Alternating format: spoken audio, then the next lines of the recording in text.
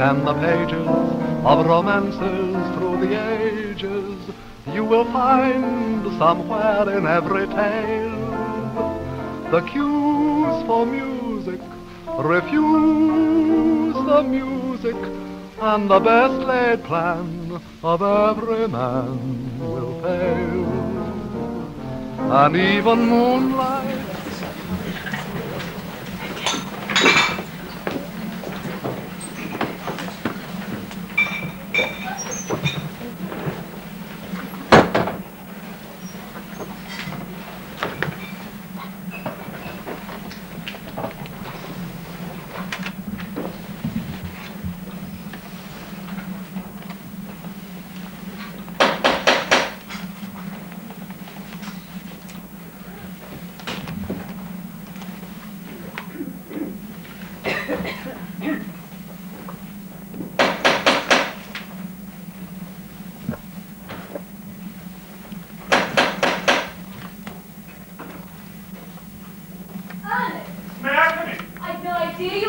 I arrived last night.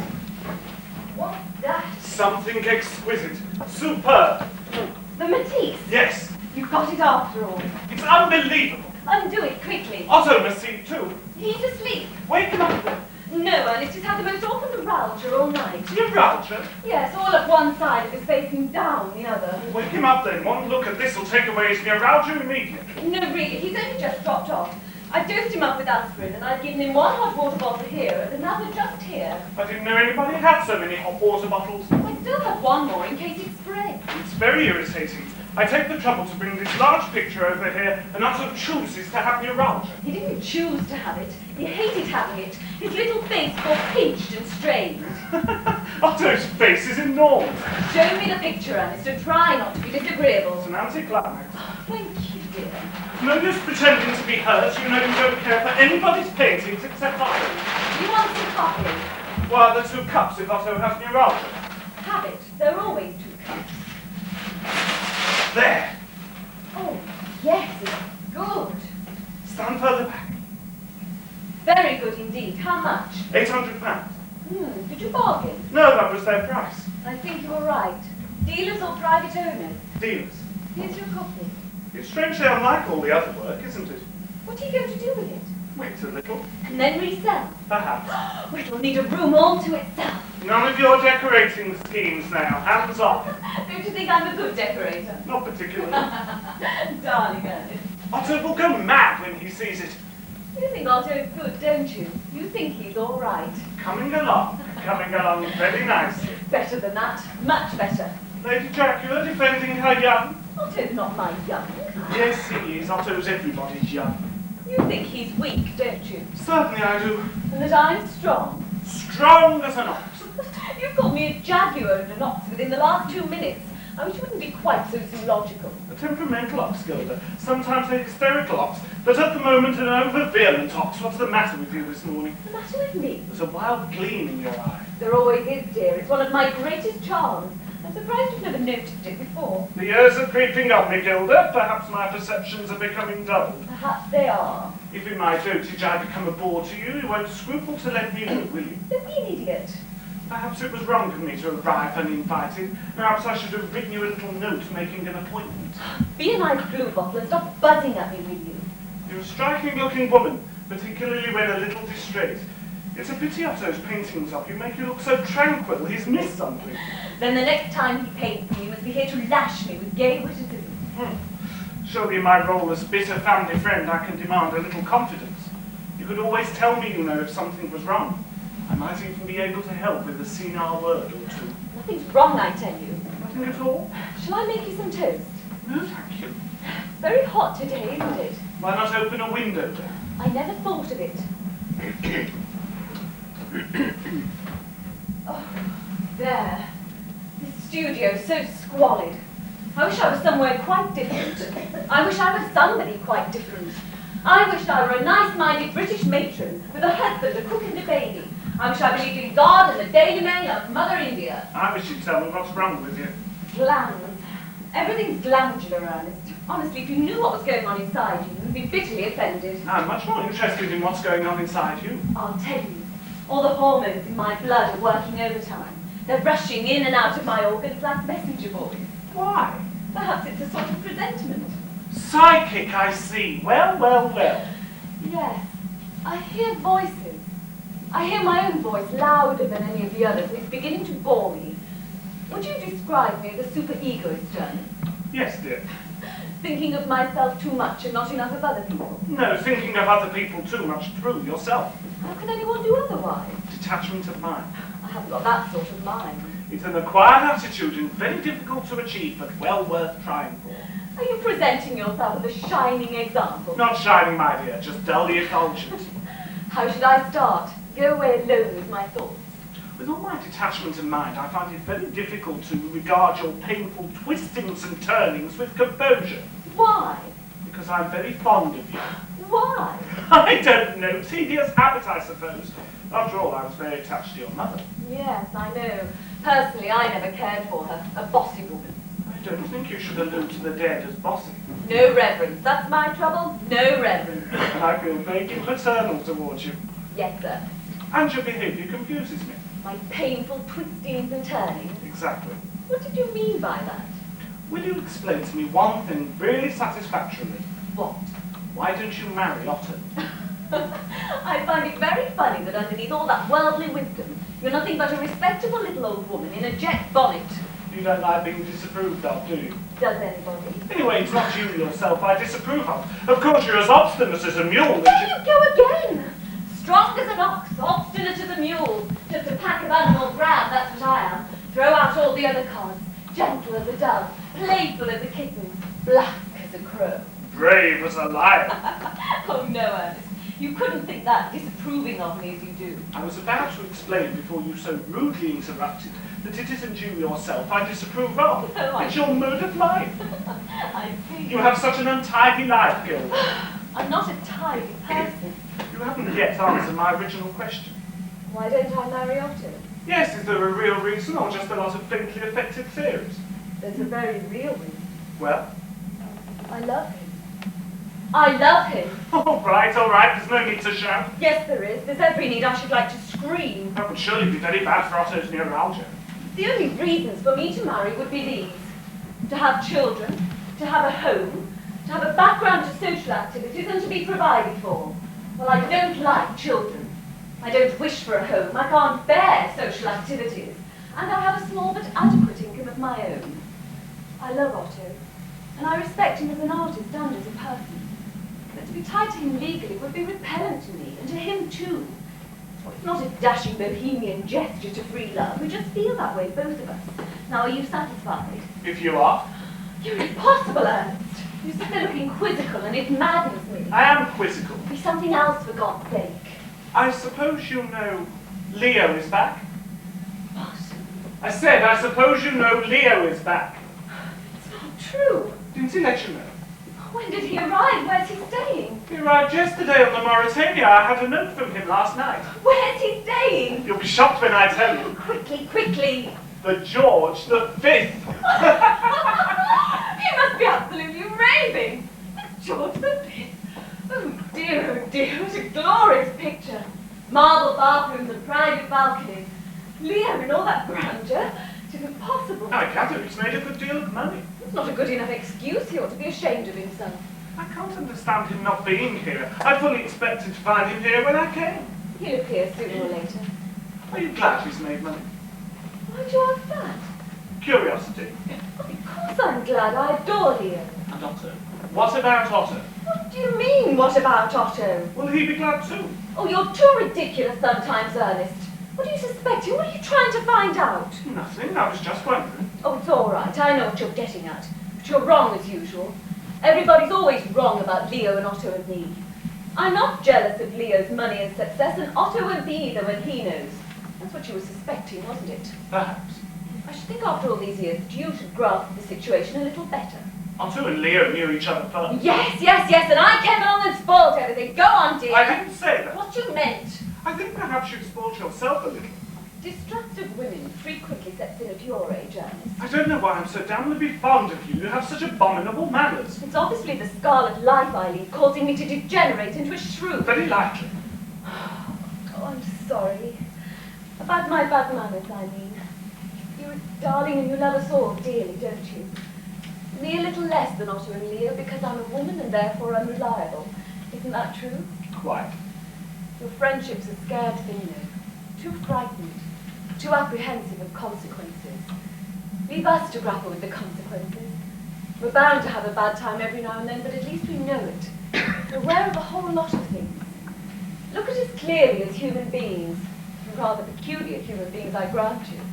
And don't be prejudiced by our lack of social grace.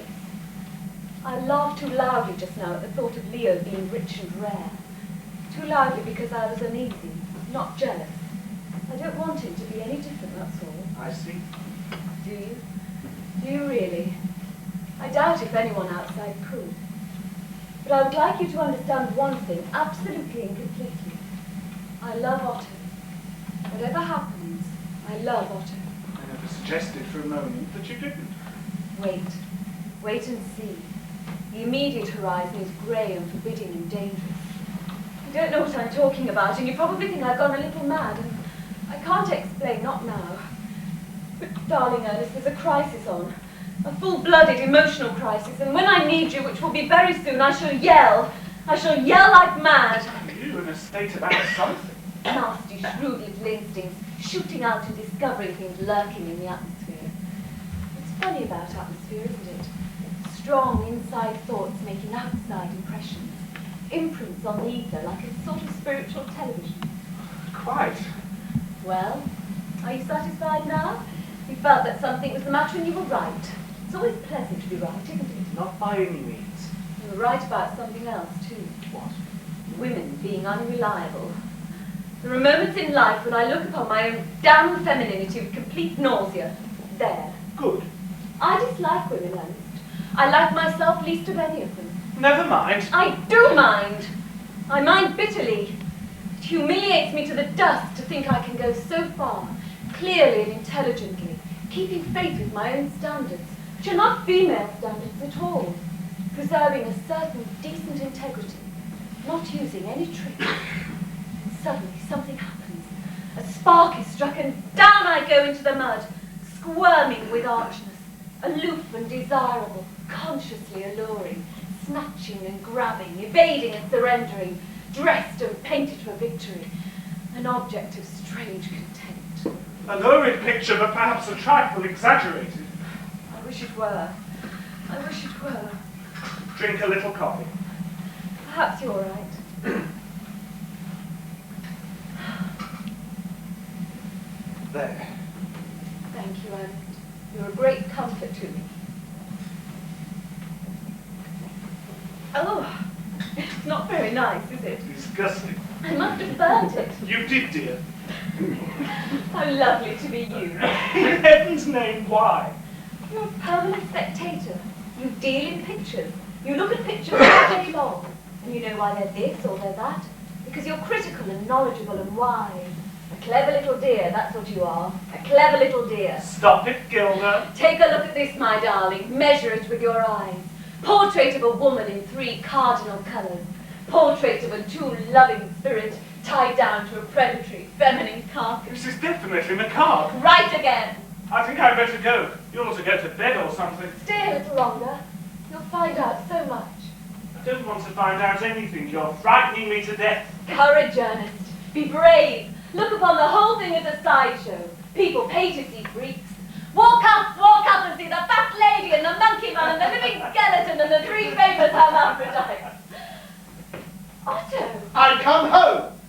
You see what happens when I crack the whip? Dear little Ernest, how very sweet to see you. Mwah. When did you leave Bordeaux? Night train, dear heart. Why didn't you telegraph? Oh, I don't hold with these modern innovations. This is very interesting. What's very interesting? Life, Otto. I was just meditating upon life. I finished the picture. Really? Completely finished it? Yes, it's fine. I brought it away with me. I made the old fool sit for hours and wouldn't let her see. And when she did, she made the most dreadful scene. She said it was out of drawing and made her look podgy. And then I lost my temper and told her it was overeating and lack of exercise that made her look podgy. And it was not only an exquisite painting, but unfalteringly true to life. And she practically ordered me out of the house. I don't suppose she'll pay me the rest of the money, but, well, to hell with her. If she doesn't, I shall have the picture. Unwise, but I'm sure enjoyable. Well, Well, what? Well, what on earth's the matter? Why should you think that anything's the matter? Well, have your faces lit up? No. Have you rushed at me with outstretched arms? No. Are either of you even remotely pleased to see me? Obviously no. Something dreadful has happened. You're trying to decide how best to tell me. Well, what is it? What's the matter? What's happened? Gilda has neuralgia. Nonsense. She's as strong as a horse. Oh my God! What's she oh my godding about? Glandular. Everything's glandular. You both gone mad. Don't take off your coat and hat. What? I said don't take off your coat and hat. Very well, darling. I won't. I promise. As a matter of fact, I said to myself only this morning, Otto, I said, Otto, you must never be parted from your coat and hat. Never, never, never. There's a surprise for you, darling, a beautiful surprise. What? You must go to the George V at once. The George V? Yes, that's the surprise. Well, who is it? Who's at the George V? Leo. You're not serious. He couldn't be. He is. He arrived last night on the Mauritanian. His play's still running in Chicago, and he sold the movie rights, and he's made thousands. Well, have you seen him? Of course, last night. Well, I'm damned. I told you didn't understand, Ernest. Oh, if only you'd let me know you were coming, we could have both met you at the station. It would have been so lovely. Leo will be furious. You must go to him at once and bring him back here, and we'll make some sort of plan for the day. Good. Good. Better than good. Oh, an excellent super homecoming. I was thinking about it last night, bumping along in that awful train. I thought about it for hours, I swear I did. Cross my palm with Silver Lady, I'm most definitely the Gypsy Queen. Oh, this is marvellous. He'll be expected to answer me with us. Oh, he's got to go back to New York and then on to London. Oh, good, splendid. We'll go with him. He's been away far too long. Come on. No. What are you going to do? Stay here and tidy up. You said my life was untidy, didn't you, Ernest? Well, I'm taking it to heart. Oh, come on, Gilda. It doesn't matter about tidying up. It does, it does. It's the most important thing in the world. An orderly mind, that's the thing to have. He's probably brought us presents. And if he's rich, they'll be expensive presents. Oh, very good. Very good indeed. Come on, Ernest, my little honey. We'll take a taxi. I don't think I'll go. You must. You like seeing you almost as much as us. Come on. Let's go, Ernest, and come back too, and we'll all celebrate. I'm yelling. Can't you hear me yelling like mad? What are you talking about? A bad joke. Very difficult to explain. Good morning, darling. I never kissed you good morning. Never mind that note. Go before he goes out. You don't want to miss him. Good morning, darling. Mwah. Dearest Otto, I love you so much. So be careful crossing roads, won't you? Look to the left and to the right and all round everything. Don't do anything foolish and impulsive. Promise me that, dear. Be quiet and don't pester me with your attentions. Crazy about me. Poor little thing, just crazy about me.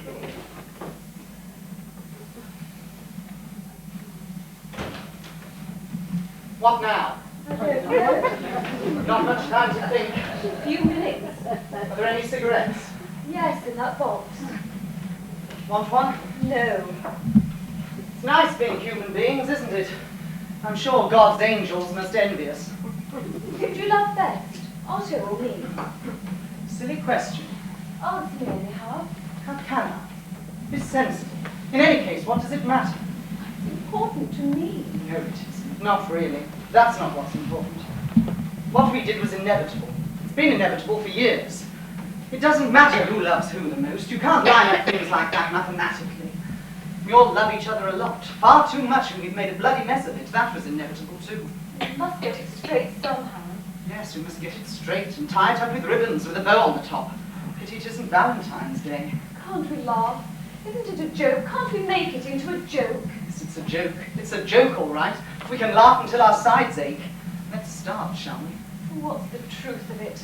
The absolute deep down truth. Until we know that, we can't grapple with it. Can't do a thing. We can only sit here flicking words about. It should be easy, you know. The actual facts are so simple. I love you. You love me. You love Otto. I love Otto. Otto loves you. Otto loves me. There now, start to unravel from there.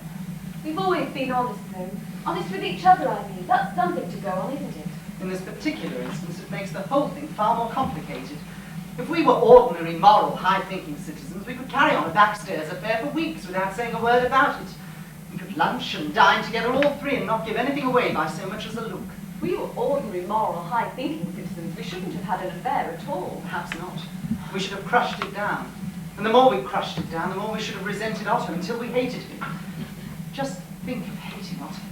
Just think of him hating us. Do you think he will? Yes. No. No, he mustn't. It's too silly. He must see how unimportant it is, really. There's no question of not telling him, is there? Of course not. We could pretend that you just arrived here and missed them on the way. So we could, dear. So we could. Do you think we're working each other up? Do you think we're making it more serious than it really is? Perhaps.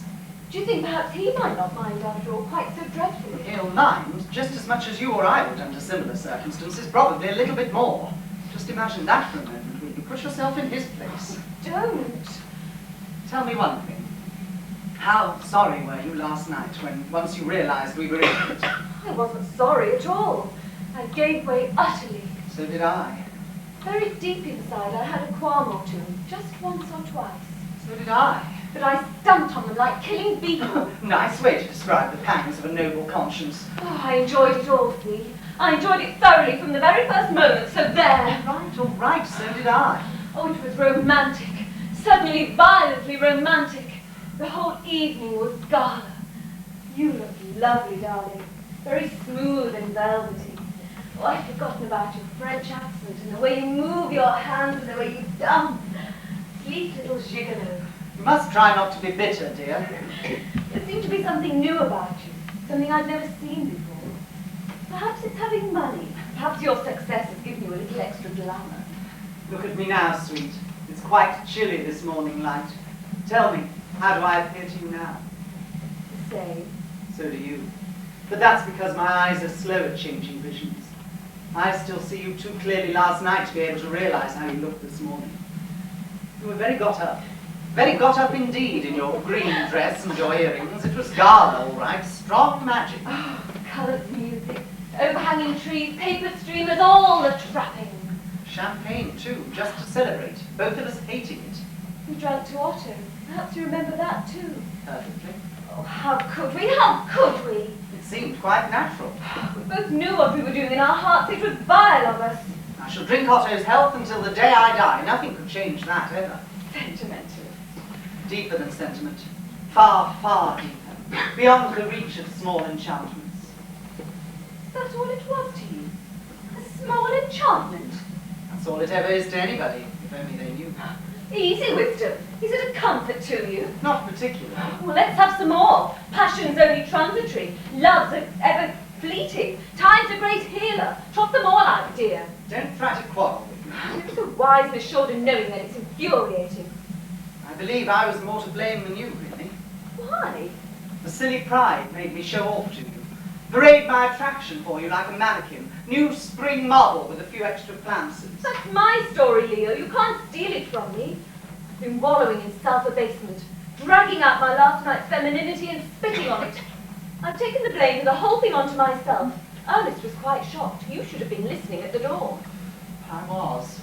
Good, then you know how I feel. A lot of damned hysteria. Possibly, but heartfelt at the moment. Can't we put an end to this flagellation party now? We might just as well go off with it. It passes the time. Until Otto comes back. Yes, until Otto comes back. I expect jealousy had something to do with it too. Jealousy? Yes, subconscious and buried deep, but they're all the same. There for ages, ever since our first meeting when you chose Otto so firmly. Oh, another of these galas. The awakening of spring, romance in a cafe. Yes, sir, 3 bags full. A strange evening. Very gay, if I remember rightly. Oh, it was gay. Deliriously gay. Thick with own. Perhaps we laughed at them too hard. You had a quarrel with Otto afterwards, didn't you? Yes, a beauty. Blows? Ineffectual blows. Otto fell into the bath. Was there any water in it? Not at first. Leo, you didn't! Of course I did. It was the obvious thing to do. Couldn't he get out? Every time he tried, I pushed him back. Oh, darling! Finally, he got wedged. Oh, this is serious. Stop it! It was a very narrow path. Far too narrow.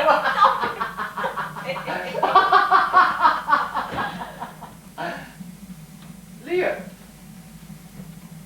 Hello, Otto. Why did you stop laughing so suddenly? It's funny how lovely it is to see you. Why funny? Where's Ernest? He wouldn't come back with me. darted off in a taxi rather abruptly when we found that Leo wasn't at his hotel room. He seemed to be in a fluster. Ernest's often in a fluster. It's part of his personality, I think. Ernest hasn't got a personality. Oh, yes, he has, but it's a very little one. Gentle and prim. You've changed, Leo. Your face looks different. In what way different? Oh, I don't know, sort of odd. I was very seasick on the Mauritania. Perhaps that changed it. Call the Mauritania the greyhound of the ocean. I wonder why. Because it's too long and too thin and leaps up and down. Personally, I prefer the Olympic. It's a good-natured boat, and also it has a Turkish bar. I dearly love a Turkish bar. Have you both gone crazy? Yes, just for a little. Well, what does that mean? Lots of things, Otto. Everything's quite horrid. I'm rather puzzled. I wish you'd both stop hinting and tell me what's happened. It's serious, Otto. Please try to be wise about it. How can I be wise about it when I don't know what it is? God, this is unbearable. It wouldn't be what I think it is, would it? I mean, what's just dropped into my mind, it isn't that, is it? Yes. Yes. Oh, I see. Oh, if only you wouldn't look like that. Well, I don't see it matters very much how I look. We're both equally to blame. Well, when did you arrive? I mean, when... Well, don't you think you better tell me a bit more? I arrived yesterday afternoon, and the moment I left my things at the hotel, I came straight here, naturally. Gilda and I dined together, and I spent the night here. Oh, did you? Yes, I did. Well, this is the second bad entrance I've made this morning. I don't think I'd better make any more. Otto, please, listen a minute. Listen to what? Listen to what? What is there for you to say? Nothing at all. Have you planned it?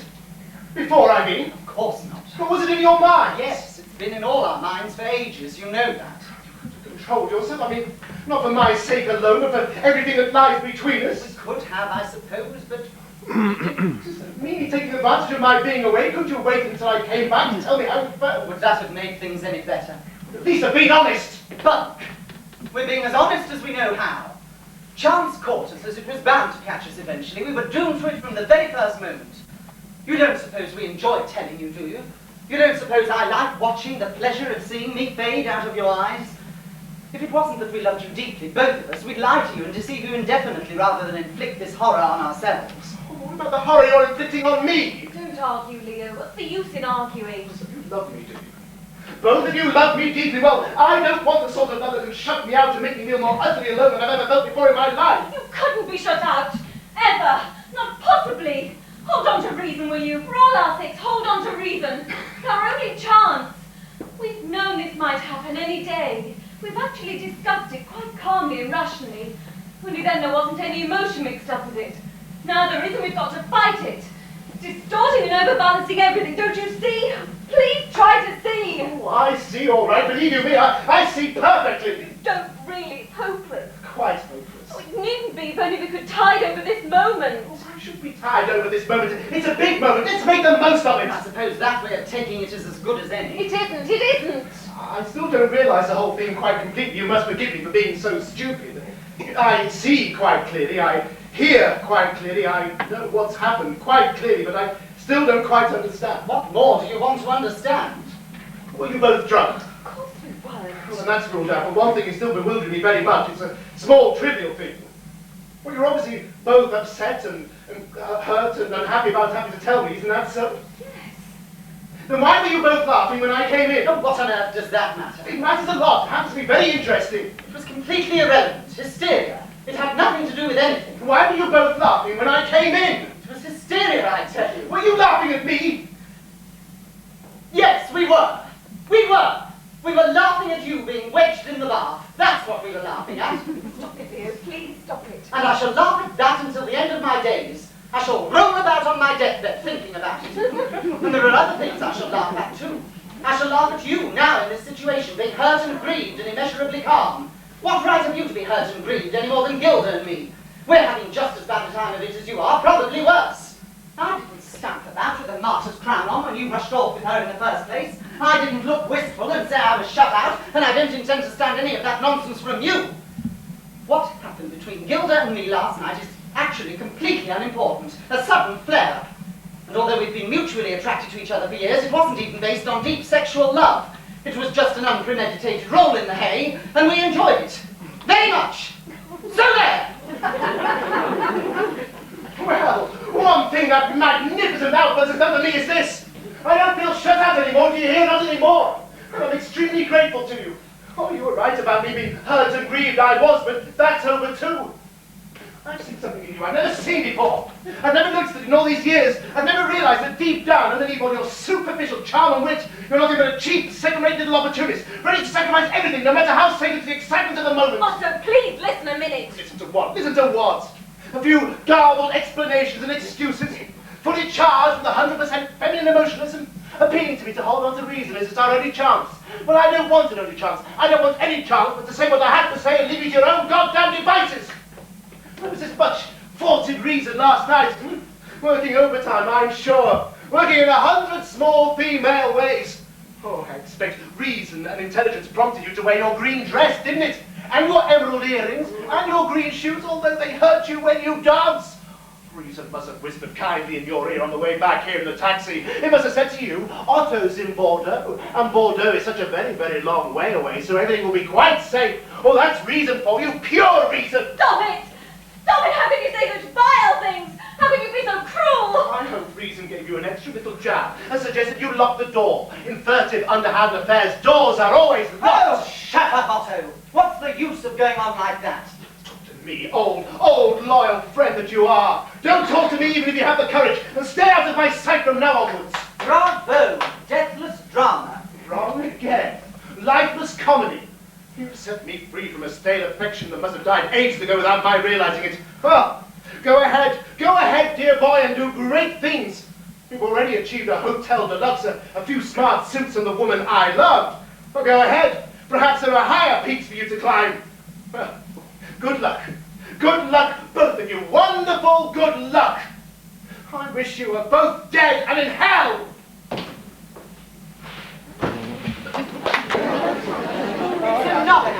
It's magnificent. Run a year, 2 years, 3 years. 4 years, 5 years, 6 years, it'll run forever. Old ladies will be trampled to death, struggling to get into the pit. Women will give birth regularly in the upper circle bar during the big scene at the end of the second act. Yes. Regularly as clockwork. The Daily Mail says it's daring and dramatic and witty. The Daily Express says it's disgusting. I should be cut to the quick if it said anything else. The Daily Mirror, I regret to say, is a trifle carping. Oh, getting uppish, I see, naughty little thing. Change and decay is gripping throughout. The characterization falters here and there, but the dialogue is polished and sustains a high level from first to last, and is frequently witty, nay, even brilliant. Oh, I love Nay. But, here we go, dear. But the play on the whole is decidedly thin. My God, they've noticed it. Thin? Thin? What do they mean, thin? Just thin, darling. Thin's thin the world over and you can't get away from it. What do you call it, thin? Emaciated. I shall write fat plays from now onwards. Fat plays filled with very fat people. Must allow your vibrations to be upset by the Daily Mirror. It means to be kind. That's why one only ever looks at the pictures. The Daily Sketch is just as bad. Just as good, dear, just as good. Let's have another look at old Father Time. We swear behind the telegraph. Non-committal, but amiable. A minute, if slightly inaccurate description of the plot. Only a few of the names wrong. They seem to have missed the main idea of the play. You mustn't grumble. They say the lines are provocative. What could they mean by that? Anyway, you can't expect a paper like The Times to be really interested in your petty little excursions into the theatre. It is, after all, the organ of the nation. That sounds vaguely pornographic to me.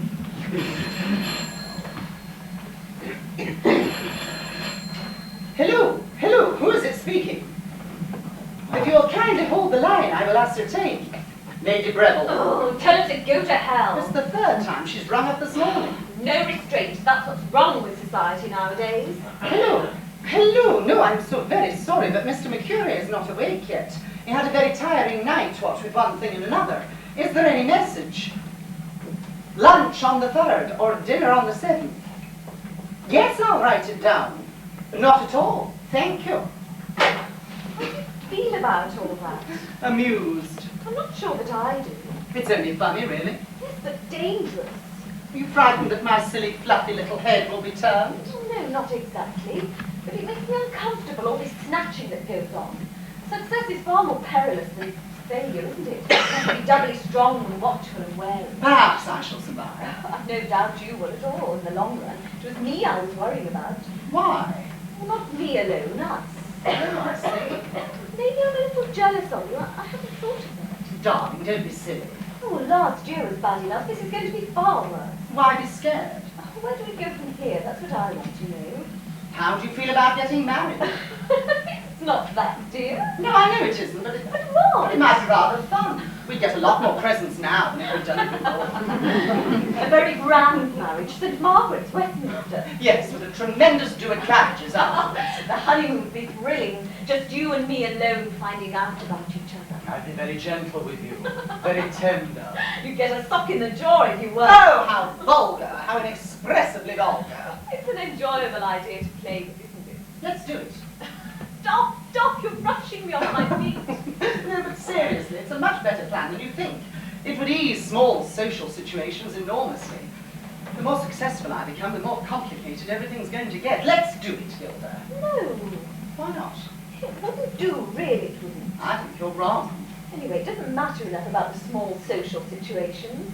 Those don't concern me much anyway. They never have and they never will. Doesn't the eye of heaven mean anything to you? Only when it winks.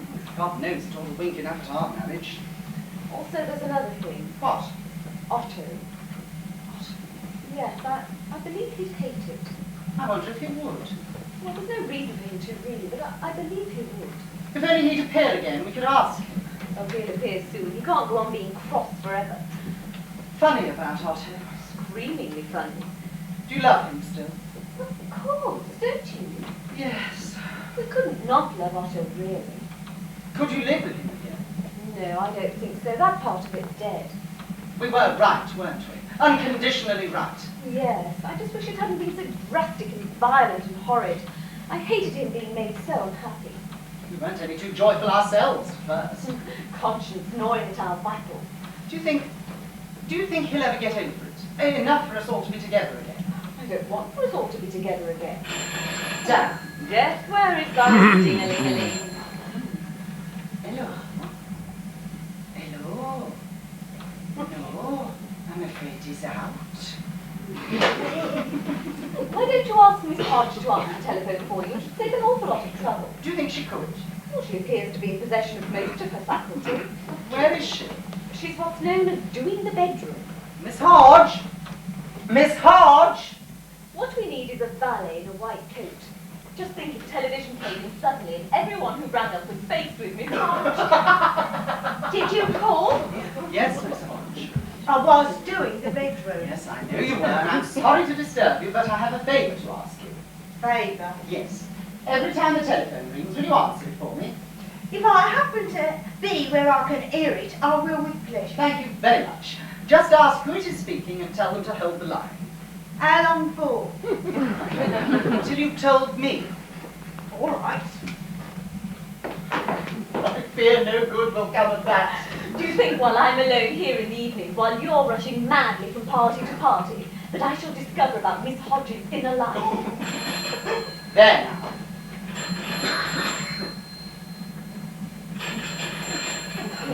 Two valets in two white coats, that's what we need. And a secretary and an upper housemaid. Oh, perhaps I'd better answer it after all. Oh no, let it ring, I love the tone. Hello, hello, hello, hello, hello, hello. Oh, this is getting monotonous. Hello, hello, hello, hello. Tell me, Mr. Mercury, what do you think of the modern A girl? silly bitch. Oh, how cynical. Hello, hello, hello, hello, hello, hello. There don't seem to be anybody there. Never mind, Miss Hodge. We mustn't hope for too much at first. Thank you very much. Not at all, sir. I feel suddenly irritated. Why? Oh, I don't know. Reaction, I expect. After all the anxiety of the last few days, now everything's over and seems rather blank. How happy are you, really? Very, I think. I don't work hard enough. I've only done 4 houses for 4 silly women since we've been in England. Monica Jevon wants you to do hers the moment she comes back. That'll be the 5th silly woman. She's not so particularly silly. No, she's nice, really. Nicer than most of them. Oh, dear. Cigarette. Ernest was right. How do you mean? When? Ages ago. He said my life was untidy, and it is untidy. At the moment, it's untidier than it's ever been. Perhaps you were wise about our marrying. Perhaps it would be a good thing. Oh, I'm turning into one of those tedious and occupied women who batten on men and spoil everything for them. At the moment, I'm spoiling everything for you by being tiresome and gloomy. Do you think marriage would automatically transform you into a busy, high-spirited peg of my heart? Something's gone, and I don't know what it is. Don't you? No, do you? Yes, I do. I know perfectly well what's gone. I'll get it this time. Hello, yeah? Yes. Oh, how do you do? Oh, yes, he's here. Yes, I'll call him for you. Oh, I'm sure he'd be absolutely delighted. No, I'm afraid I can't. Terribly sweet of you. Now I've got to go to Paris. Only for a few days. Who is it? Mrs. Borrowdale. She wants it for the weekend. Here he is. Hello, Marion. Yes, wasn't it marvellous? Terrified out of my 7 senses. I'd love to come, yes. That'll be grand. Goodbye. What will you do if I go? Oh, commit suicide immediately. It would be so silly. Well, why didn't you accept too, she asked you? But I don't want to go. Marion, are you still there? Just hold on 1 minute while I have a look at my book. Why don't you want to come? She's awfully amusing and the house is lovely. It would be better for you to go alone. I'll see you there. Goodbye. All right, have it your own way. Oh, don't think I'm being tiresome again. I just couldn't be bothered to make the effort. That's the honest to God reason. I don't like house parties. I'm no good at them and I never was. Marion's house parties are different. You can do what you like and nobody worries you. I can never find what I like in other people's houses and everybody worries me. I suppose I must be more gregarious than you. I enjoy meeting new people. I enjoy meeting new people too, but not second-hand ones. As I said before, Marion's house parties are extremely amusing. She doesn't like second-hand people any more than you do. Incidentally, she's a very intelligent woman herself and exceedingly good company. I never said she wasn't intelligent, and I'm sure she's excellent company. She has to be. It's her job. That was a cheap jibe, thoroughly cheap. Hello, hello? Yes? Here, it's for you. Dear God. Hello, yes. Speaking. Evening Standard. Oh, all right, send him up. Oh, this is a horrible morning. I'm sorry. You needn't be. It's not your fault. It is, I'm afraid. I happen to have written a successful play. Oh, really? Well, it's true, isn't it? That's what's upsetting you. Is that what you honestly think? I don't know. I don't know what to think. This looks like a row, but it hasn't even the virtue of being a new row. We've had it before several times, and just lately more than ever. It's inevitable. The more successful I become, the more people will run after me. I don't believe in their friendship, and I don't take them seriously, but I enjoy them. Probably a damn sight more than they enjoy me. I enjoy the whole thing. I've worked hard for it all my life. Let them all come. They'll drop me all right when they're tired of me, but maybe I shall get tired first. I hope you will. What does it matter anyhow? It matters a lot. I don't see why. They waste your time, these damn celebrity hunters, and they sap your vitality. Let them. I've got lots of time and lots of vitality. Oh, that's bravado. You're too much of an artist to mean that, really. I'm far too much of an artist to be taken in by the old cliché of shutting out the world and living for my art alone. There's just as much bunk in that as there is in a cocktail party at the Ritz. Something's gone, don't you see? Of course something's gone. Something always goes. The whole business of living is a process of readjustments. What are you mourning for? The dear old careless days of the Quartier Latin when late was late? Oh, you're such a fool. Let's dress up poor and go back and pretend, shall we? Why not? That at least would be a definite disillusionment. Certainly it would. Standing over the skeletons of our past delights, trying to kick them to life again, that wouldn't be wasting time, would it? We don't need to go back to pretend. We don't need to dress up poor to pretend. We can stay here with the flags flying and the trumpets blowing and the telephone ringing. We can pretend, all right. We can pretend that we're happy. Hello,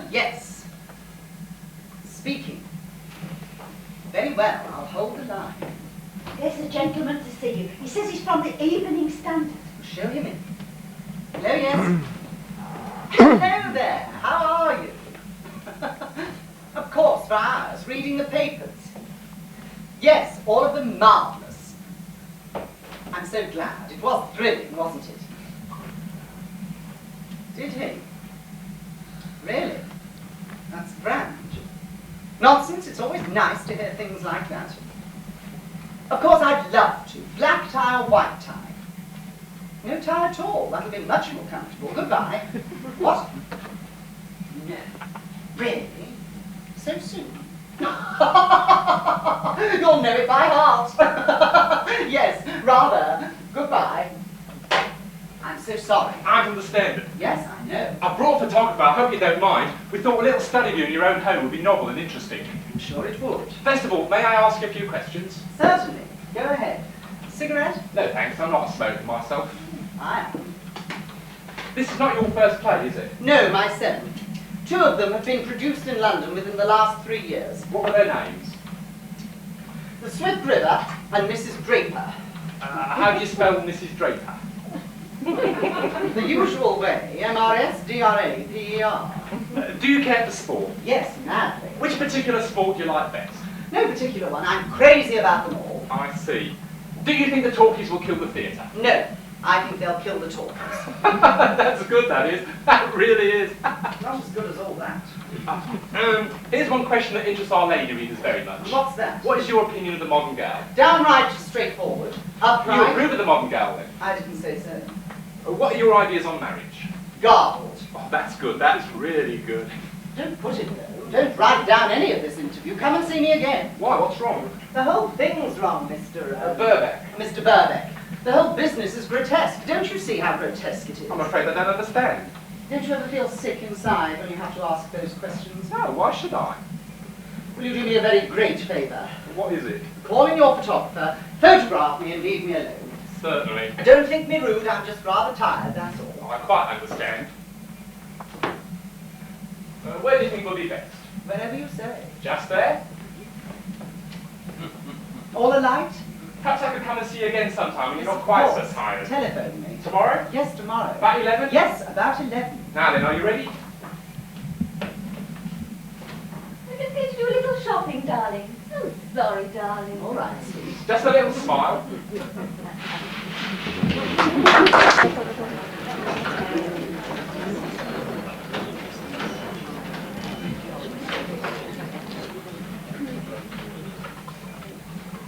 Your supper's all ready, Matt. Thank you, Miss Hodge. I shan't want you any more tonight, then.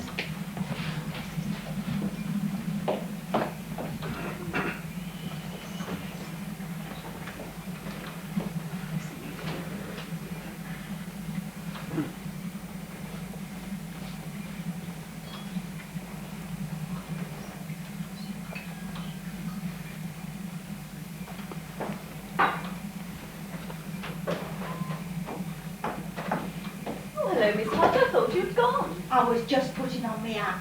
I think you'll find everything you want there. I'm sure I shall, thank you. Not at all. It's a pleasure, I'm sure. Tell me, Miss Hodge, do you think it would be a good idea if Mr. McCure and I got married? I thought you was married. Well, we're not. Oh, I see. Are you shocked? It's no affair of mine, ma'am, miss. What do you think of marriage? Not very much, miss, in a manner of speaking, having had a basin full myself. Hodge is my maiden name. I took it back in disgust, if you know what I mean. Have you been married much, then? Twice all told. Where are your husbands now? One's dead, the other's in Newcastle. I'll be getting on home now if there's nothing else you require. No, thank you, nothing else. Good night.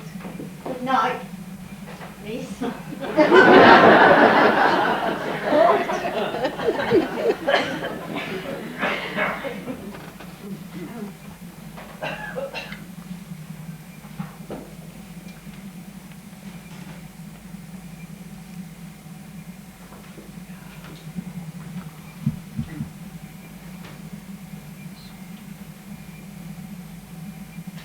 Hello, Gilda. It's not true. Well, here we are again. Otto, Are you pleased? I don't quite know yet. Well, make up your mind, there's a dear. I'll try. Where's Leo? Away. He went away this afternoon. This seems a very nice flat. Oh, it is. You can see right across to the other side of the square on a clear day. I've only just arrived. Where from? New York. I had an exhibition there. Was it successful? Very, thank you. I've decided quite definitely now. I'm ecstatically pleased to see you. That's lovely. How did you get in? Oh, I met an odd-looking woman on her way out. She opened the door for me. That's Miss Hodge. She's had 2 husbands. I once met a woman who'd had 4 husbands. Aren't you going to take off your coat? Why, don't you like it? Enormously.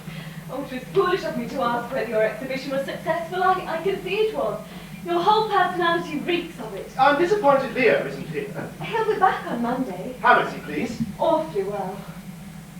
Oh dear. Oh dear, oh dear, oh dear. I suddenly feel very funny. I feel as though I were going to cry, and I don't want to cry a bit. Let's both cry. Just a little. Oh, darling. Darling Gilda. Oh, it's all right now, isn't it? More than all right. I was silly to stay away so long, wasn't I? That's what Leo meant the other morning when he said he knew what was missing. Me? Of course. Oh, I'm terribly pleased he said that. We were having a row trying to decide why we weren't quite as happy as we should be. Do you have many rows? Quite often, every now and then. As many as we used to. About the same. Well, there's a bit of trouble on at the moment. He's getting too successful and sought after. It worries me. Oh, it needs. It won't touch him inside. Oh, I worry just the same. They're so foolish and shrill, clacking at him. I read about his play in the train. It's a riot, isn't it? Capacity, every performance. Is it good? Yes, I think so. Only think so. Well, 3 scenes are first rate, especially the last act.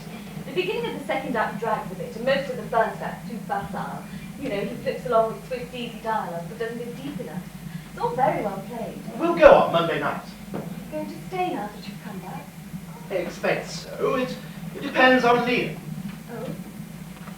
He may not want me I think he'll want you to even more than I do. to. Why do you say that? I don't know, it came up suddenly like a hiccup. I feel perfectly cozy about the whole business now. No trailing ends of resentment. I'm clear and clean, a newly washed lamb bleating for company. Would you like some sherry? Very much indeed. You can have my glass, I'll get another. And we'll need a plate and a fork as well. Oh, cold ham salad and what's that blob in the pie dish? Cold rice pudding, delicious. You can have it with jam and cream. How glorious.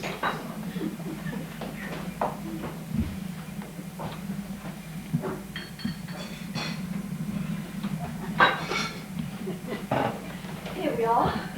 I expected more grandeur. Butlers and footmen. Perhaps a few. Concealed lighting, too. There's something a thought sordid about that lamp over there. Did you decorate this room? You know perfectly well I didn't. Well, you should. Would you like something stronger to drink than sherry? No, sherry's all right. It's discreet and gentle and imparts a refined glow. Of course, I'm used to having biscuits with it. There aren't any biscuits. No, it doesn't matter. Do sit down, darling. What delicious-looking ham. Where did you get it? I have it specially sent from Scotland. Why Scotland? It lives there when it's alive. There's a very bonny country, Scotland, in all I've heard of is to be believed. What with the banshees wailing and the 4-leaf shamrock. That's Ireland, dear. Oh, my. The same wistful dampness distinguishes them both. I knew you'd appear soon. Where's Leo gone, exactly? Smart house party in Hampshire. You know, the sort of thing. Bridge, backgammon, several novelists, and a squash court that nobody uses. Oh, that's the decoration of life, that's what that is. Certainly out of the drawing, but terribly amusing. Oh, don't worry, it won't last long. Tell me where you've been, please, and what you've seen and what you've done. I'm suspicious, you see. Suspicious of people liking things too much. There's too much enthusiasm for art going on nowadays. Smears after highlights. You're certainly in a state, aren't you? Yes, and it's getting worse. Turbulent, downright turbulent. There isn't any mustard. Don't worry, I don't want any, do you? I don't know, I'm always a little undecided about mustard. It might pep up the rice pudding. It's funny, isn't it, this going on where we left off? Not quite where we left off, thank God. Wasn't it horrible? I was tortured with regrets for a long time. I felt I ought to have knocked Leo down. I'm awfully glad you didn't. He hates being knocked down. And then, of course, he may have retaliated and knocked me down. You're bigger than he is. He's more wiry. Do you know, he once held me in a bath for 20 minutes while he poured cold water over me? Yes, I know. Oh, yes, of course. That's what you were both laughing about that day I came in, wasn't it? It was terribly, terribly unfortunate. A cruel trick of fate to have dropped that into your minds at that very moment. It made a picture, you see, an unbearably comic picture. We were both terribly unhappy and strained, and our nerves were stretched like elastic, and that snapped it. Do you know, I think that upset me more than anything else.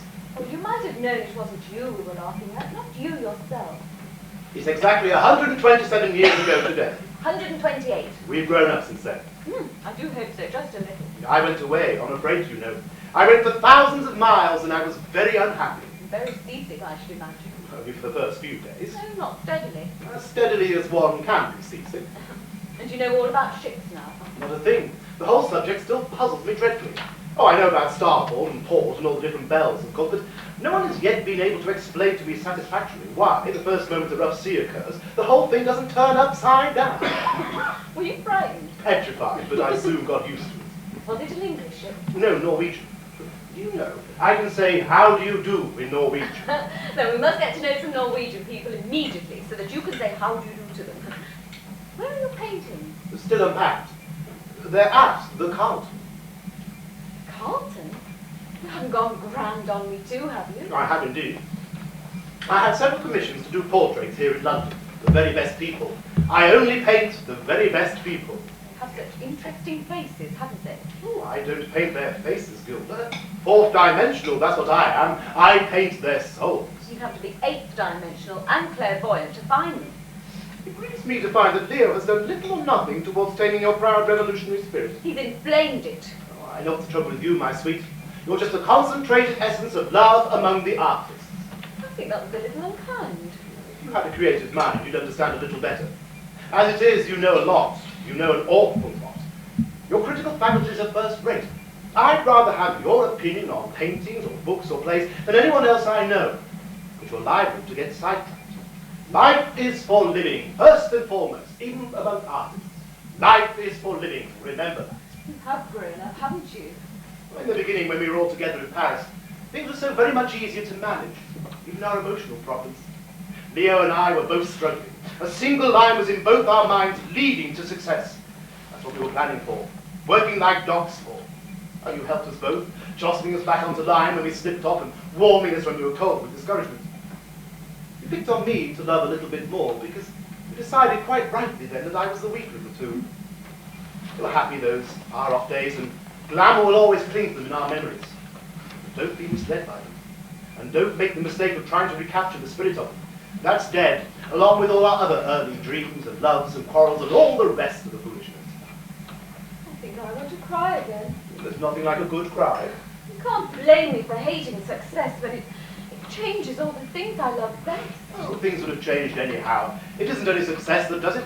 It's time and experience and new circumstances. Was it the Norwegians that taught you this still wisdom? They must be wonderful people. No, I was alone. I just sat quietly and looked at everything.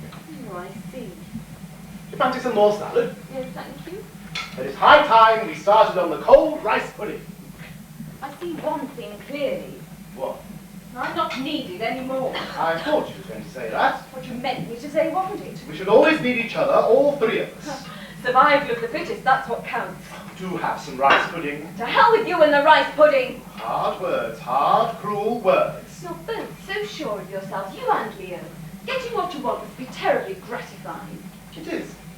Do you remember how I used to rail and roar against being feminine? Yes, dear, you made a dreadful noise about the whole business. I'm suddenly glad about it for the first time. Do you want some jam with that? What sort of jam is it? Strawberry, I think. Of course, I'm used to having dark plum with rice pudding, but I'll make do with strawberry. I'll get it.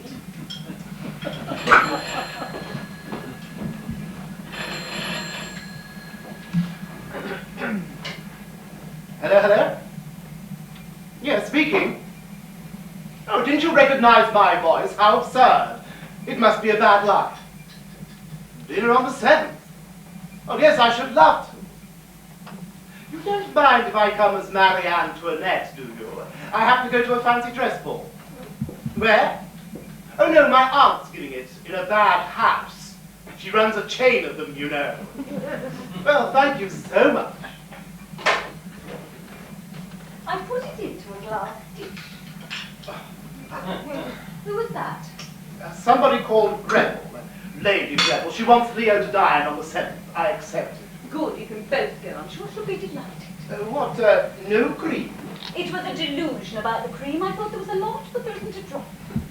You know, I think you've improved in looks, really, with the passing of the years. Porter, how sweet. Your, How so clean. your skin, for instance. Your skin looks so much better. It ought to be. I've been taking a lot of trouble with it. What sort of trouble? Oh, just having it rubbed and pushed and slapped about. Funny to think how very much in love with you I was. You can have a good laugh about it when you've finished your pudding. What's happened to Ernest? He's been away too. He went on a world cruise with a lot of old ladies in straw hats. Oh, dear little Ernest. I saw him a few weeks ago, but then he went back to Paris. An odd life, don't you think? Sterile. You've certainly emancipated yourself into a grand complacency. If you're unkind to me, I shall go back to the Carlton. Have you got a suite or just a common bedroom and bath? Oh, darling, I do love you really very much. A nice, comfortable love without heartthrobs. You're trying to lure me to your wanton bed. What would you do if I were? Probably enjoy myself very much. Oh, I doubt if I should. Have I changed so dreadfully? No, not you yourself. It's time and experience and new circumstances. I finished my supper. It wasn't very nice, but it sufficed. I should now like a whiskey and soda. It's in that thing over there. It is a thing, isn't it? Do you want one? No, thank you. Oh, just a little one. Oh, all right. Of course, if we were bored, we could always go to the pictures, couldn't we? Oh, it's too late. We shouldn't get into anything worth seeing. Oh dear, how disappointing. How very, very, very disappointing. Personally, I'm enjoying myself here. Are you indeed? Yes, this measured skirmishing is delightful. Oh, be careful, won't you? I do implore you to be careful. I never was. Why should I start now? I salute your spirit of defiance, my dearest. Yours too. Bad business. A very bad business. Love among the artists. Love among anyone. Not love exactly, something a little above it and a little below it, but something terribly strong. Meaning this? Of course, what else? We ought to have principles to cling on to, you know. All this floating about without principles is very plain. Life is for living. You accuse me of being sure. It is you who are sure now. Sure of what? Sure that I want you. Don't you? And of course I do. Keep away then a minute and let me look at you all over again. I used to sit on the top deck of that freighter and shut my eyes and picture you standing there just as you are now. Good old romance, bobbing up and rapping out crudities in a few veils. Oh, shut up, but don't talk like that. I'm not nearly as a friend as you are. You haven't so much to lose. You know what I've got to lose. That dim figure you conjured up under your damn tropic stars is just an illusion. A misty ghost scratched out of a few old memories. Inaccurate, untrue. This is me now. Take a look and tell me if you can see what I've got to lose in the game, or to win either. Perhaps you can tell me that. Or can you? Can you? You look terribly sweet when you're angry. Another illusion. I'm not sweet. Those were just love words. You shouldn't be so crushing. How are we to conduct this revivalist meeting without love words? Let's keep them under control. I warn you, it's going to be very difficult. You've worked yourself up into a frenzy of sophistication. You've decided to be calculating, disillusioned, brazen, even a little coarse over the affair. That's all very well. But how long is it going to last? That's what I ask myself. How long is it going to last, this cold, wanton mood of yours? Don't laugh at me. Oh, I must, a little. It's an unfair advantage, and you both use it against me, you and Leo. You use it against me mercilessly. Laugh yourself, it's not so serious, really. Once I started, I should never stop. That's a warning. Duly registered. What are we going to do about Leo? Wait and see what Leo's going to do about us. Have you no shame at all? Just about as much as you have. So degrading, so utterly degrading. Only when held up against other people's standards. Why should you flatter yourself that we're so tremendously different? Flattery doesn't enter into it. We are different. Our lives are diametrically opposed to the ordinary social conventions. And it's no use us grabbing at those conventions to hold us up. We find ourselves in deep water. We've jilted and eliminated them. And we've got to find our own solutions for our own peculiar moral problems. Very glib and very plausible. It's true. And it's no use stamping around saying how degrading it all is. Of course it's degrading according to a certain code. The whole situation's degrading and always has been. Well, the Methodists wouldn't approve us, and the Catholics wouldn't either, and the Evangelists, and the Episcopalians, and the Anglicans, and the Christian Scientists. I don't even suppose the Polynesian Islanders would think very highly of us, but they wouldn't mind so much being so very far away. They could all come together, the whole lot, and say in perfect truth, according to their lights, that we were loose-living, irreligious, unmoral degenerates, couldn't they? Yes, Otto, I expect so. The point is, it's none of their business. We're not doing harm to anyone else. We're not littering the world with illegitimate children. The only people we could possibly hurt are ourselves, and that's our lookout. And it's no use you trying to decide which you love the best, Leo or me, because you don't know. At the moment it's me, because you've been living with Leo for such a very long time, and I've been away.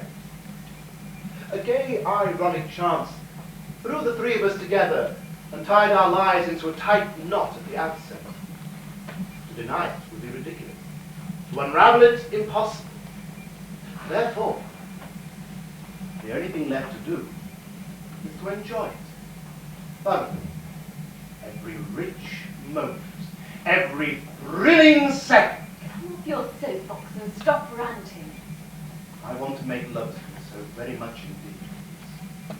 I've been away and I was lonely. And now that I've come back, I don't want to be lonely anymore. Believe you me, loneliness is a mug's game. The whole thing's a mug's game.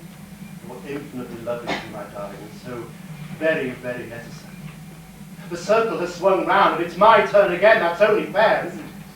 I suppose so. You didn't want me. It would be different. But you do want me. You do want me, my dearest dear. I can see it in your eyes. You want me every bit as much as I want you. Yes, every bit. This is a moment to remember all right. Scribble it on your heart. A moment of ecstasy sandwiched between yesterday and tomorrow. Something to be remembered in the future without illusion. Perfect in itself. Don't let's forget this.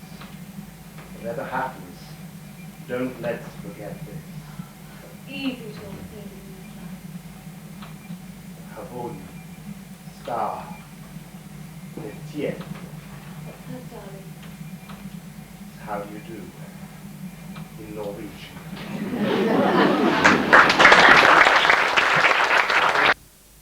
Permanently. There's a certain penthouse I've been angling for years. Now I've got it. Oh, how lovely. Is it very high? About 30 floors. Oh, do you want a housekeeper? Yes, badly. Will you come? Perhaps. You seem in a very gay mood this morning, Gilda. I'm always gay on Sundays. There's something intoxicating about Sunday in London. Good news about the play. I've read all the reviews. Yes, grand. It ought to run for years and years and years and years and years. I expect Leo's delighted. Absolutely hysterical. I think that's what's upset him. He always was oversensitive.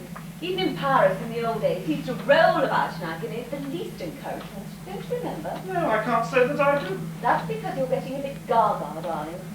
You've sold too many paintings and made too much money and travelled too much. That world cruise was a fatal mistake. I thought so at the time, but I didn't want to say anything because I didn't want to upset you. But going about in a troupe with all those tutty old girls must have been very, very bad for you. Every day I expected to get a wire from somewhere or other saying you died of something or other. Do stop, you're making me giddy. Perhaps you like a little sherry? No, thank you. Very good sherry, dry as bone. You're in a very strange mood this morning, Gilda. I've never felt better in my life.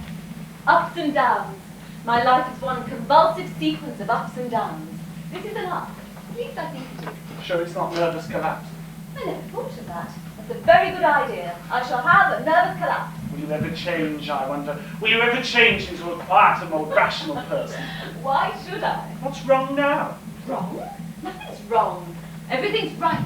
Righter than it's ever been. God's in his heaven and all's right with the world. I always thought that was a remarkably silly statement, didn't you? And reasonable optimism is always rather silly, but it is a great comfort to at least 3/4 of the human race. The human race is a letdown, Ernest. A bad, bad letdown. It thinks it's progressed, but it hasn't. It thinks it's risen above the primeval slime, but it hasn't. Wallowing in it still. It clings to our hair and our eyes and our soul. We've invented a few small things that make noises, but we haven't yet invented one big thing that creates quiet. Endless, peaceful quiet. Something to pull down over us like a gigantic eiderdown. Something to deaden the sounds of our emotional yellings and screechings and suffocate our psychological confusion. Perhaps I would like that glass of sherry after. Don't be frightened, Ernest. I think I've yelled at you over the years more than anyone else in the whole world. Here we are. That's brandy, babe. So it is. That's stupid of me. Here we are. I don't think I feel quite comfortable being the safety valve. It's the penalty you pay for being very sweet and sympathetic and very old indeed. I'm not very old indeed. Only wisdom and experience and things of that nature. Here you are. Here's to you and to me too, Ernest. Now then, Now then what? out with it. Take my advice, my dear. Run like a stag. Be fleet of foot. Beat it. Why? I'm a lone woman. I'm unattached. I'm free. Oh, are you? Are you really? Yes, I'm cured. I'm not a prisoner anymore. I've let myself out. This is a day of great exaltation for me. I'm sure I'm delighted to hear it. I'm not needed anymore, so I'm going. Where are you going? I haven't the faintest idea. The world is very wide and round too. I can scamper round and round it like a white rat in a cage. That will be very tiring. Not as tiring as staying still. At least I might preserve the illusion that I'm getting somewhere. Have you had a row with Leo? No, I haven't had a row with anyone. I've seen the light. I saw it last night. Survival of the fittest, that's the light, didn't you know? I think I'd understand a little more if you spoke in Russian. Or Norwegian. Now there's the language for you. I believe there's a very nice, comfortable nursing home in Manchester Street. Do you see this? Yes, It's for Leo. when he wakes up. Yes, if he ever wakes up. You haven't poisoned him or anything, have you? No, but he's nearly poisoned me. An insidious, dreary poison. A lymphatic poison turning me slowly into a cow. My poor Gilda. I shall leave it just here. Pity there isn't a pincushion. I expect you think I'm being over-dramatic. No more than usual, dear. Well, I'm not. I'm very calm inside, cold, stewed. Come on, be exalted and cold as steel at one and the same time. I can be lots of things at the same time. It becomes a great bore after a while. In the future, I intend to be only one thing. That be? Myself. My unadulterated self. Myself without all the hangings and the trappings. Unencumbered by the winding tendrils of other people's demands. That was very nicely put. You can laugh at me all you like. I give everybody free permission to laugh at me. I can laugh at myself for the first time now and enjoy it. Can you? Yes, isn't it lovely? I'm sure I congratulate you. I'm very glad you came round today, Ernest, to say goodbye. Very appropriate. It's a day of goodbyes. The air's thick with them. You have a tremendous sense of the right moment. You pop up like a genie out of a bottle just to be in at the death. You really should have been a priest. Are you really serious? Are you really going? I've never been more serious in my life. I've got to go. Got to go while there's still time to learn some lessons. Just think, I might even learn to be an artist. Just think of that. And even if I can't quite achieve such splendor, there are lots of other lessons for me to learn. There's the lesson of paddling my own canoe, for instance, instead of weighing somebody else's down and imagining that I'm steering it. Oh, I see. I see it all now. No, not all. A little perhaps, but not all. Where are you going, really? First to a hotel to make some plans. You can have my room at the Carlton if you like. I'm leaving today. The Carlton? Oh no, Ernest, not the Carlton. What's the matter with it? Oh, it's too big and pink and grand for me. I want a decayed hotel. Gentle and sad and a little under the weather. And afterwards? Paris. No, not Paris, Berlin. I'm very attached to Berlin. Are you sure you're wise? This is, well, rather drastic, isn't it? Quite sure. I won't try and dissuade you then. No, don't. It wouldn't do any good. I'm absolutely determined. I have an instinctive distrust of sudden impulses. I'll fool you yet. I'll make you eat your damn skepticism. I'm sorry. Goodbye, Ernest. It's time to go now. You'll be very alone. Aren't you frightened? I can bear it. I've been lonely before. Not for a long while. Quite recently. Loneliness doesn't necessarily mean being by yourself. Very well, dear. Oh, you're very gentle and kind and very tender, and I'm tremendously grateful to you. Come on. Haven't you any bags or anything? I've packed a dressing case of my immediate ones. I shall get everything else new, brand new.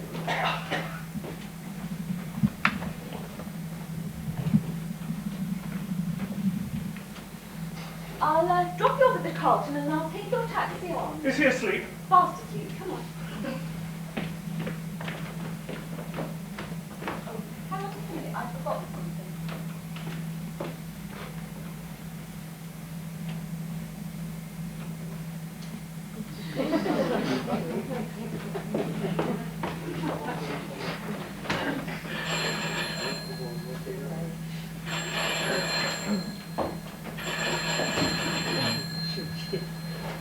Hello? Hello? What? No, he's not. He's away. All right. Not at all. Gilda! Gilda, where are you? She's gone out. Oh, and did you say where? She did not. What time is it? 11. We met last night on the doorstep. Do you remember? I remember all right. It was very kind of you to let me in. I didn't know you was going to stay all night. I wasn't sure myself. Ooh, a pretty thing. I beg your pardon. I said a pretty thing, and I mean a pretty thing. Nice goings on. Very nice, thank you. I'm a respectable woman. Never mind. I don't mind a bit of fun now and again between friends, but I do draw the line at looseness. You're making a mistake. You're making a mistake, Miss... Archie's my name. You are making a mistake, Miss Arch. How do you mean? You are making the mistake of daring to disapprove of something that has absolutely nothing to do with you whatsoever. Well, I never... Now, please go away and mind your own business.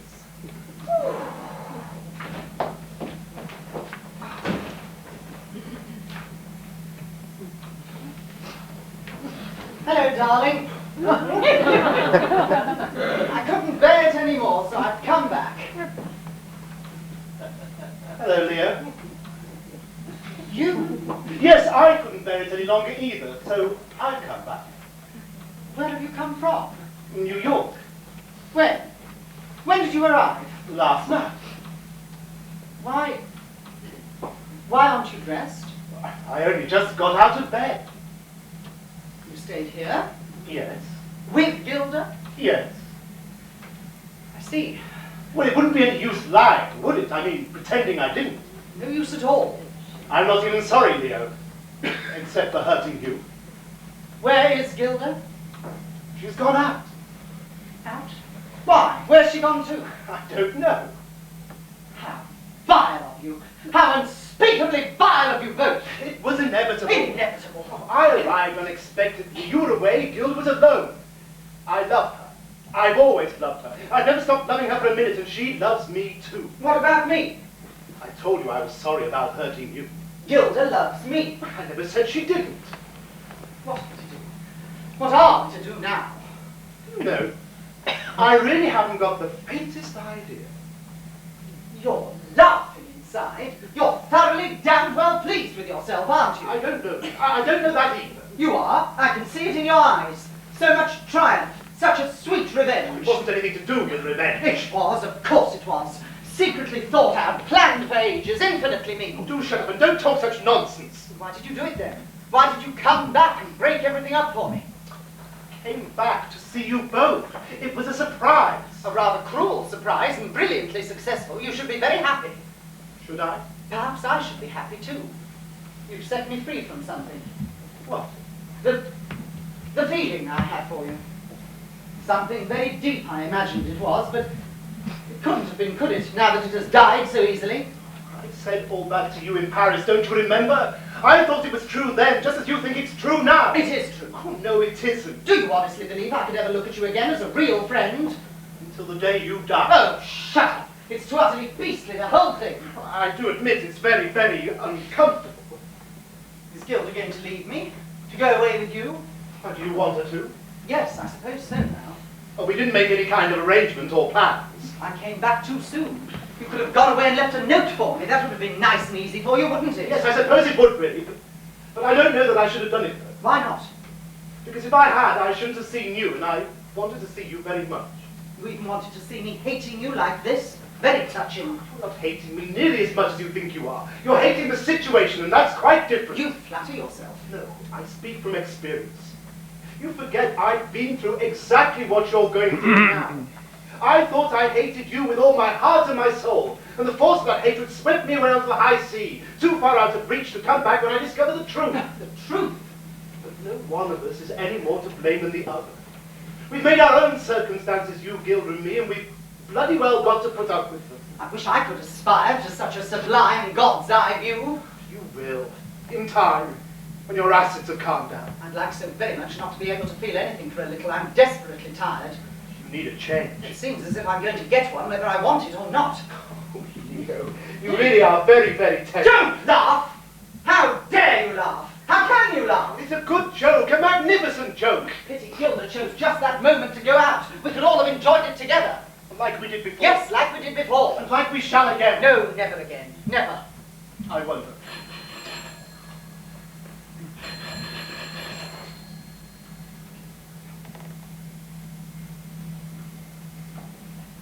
Otto. What is it? Look.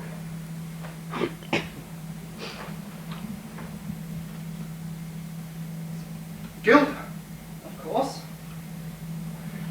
She's gone. She's escaped. Funny word to use, escaped. Well, that's what she's done, nevertheless. Escaped. The joke is becoming richer. Escaped from the both of us. We'd better open them, I suppose. Yes, I suppose we have.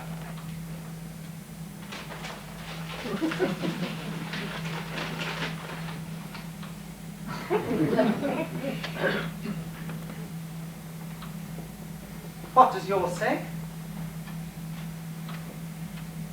Goodbye, my clever little dear. Thank you for the keys of the city. That's what mine says. I wonder where she's gone. I don't see that that matters much. One up to Gilda. What does she mean? Keys of the city. Oh, a lot of things. I feel rather sick. Here, have some sherry. That's brandy. Better still.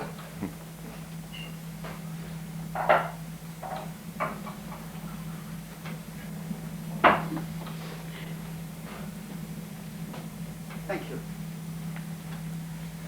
I feel rather sick too. Do you think she'll come back? No, She will.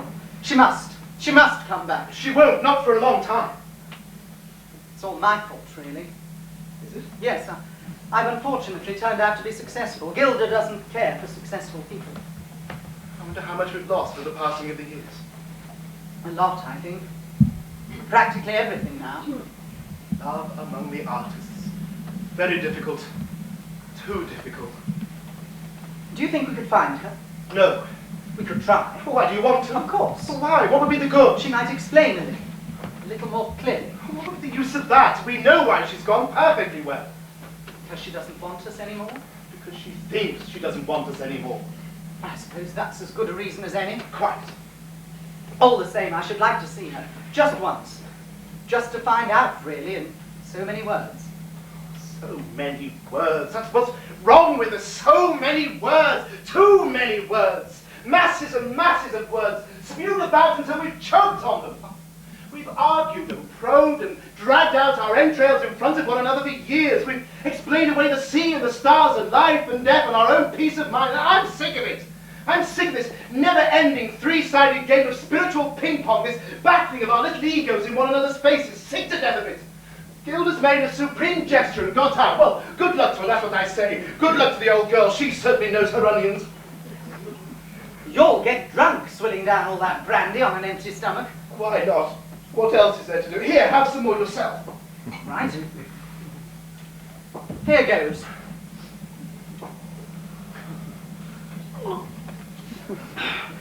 Now we start fair.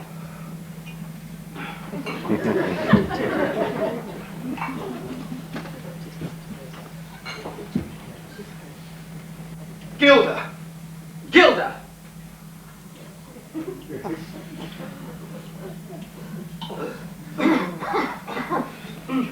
That's better, isn't it? Much. Excellent. We shall be as sick as dogs. Good for our livers. Good for our immortal souls.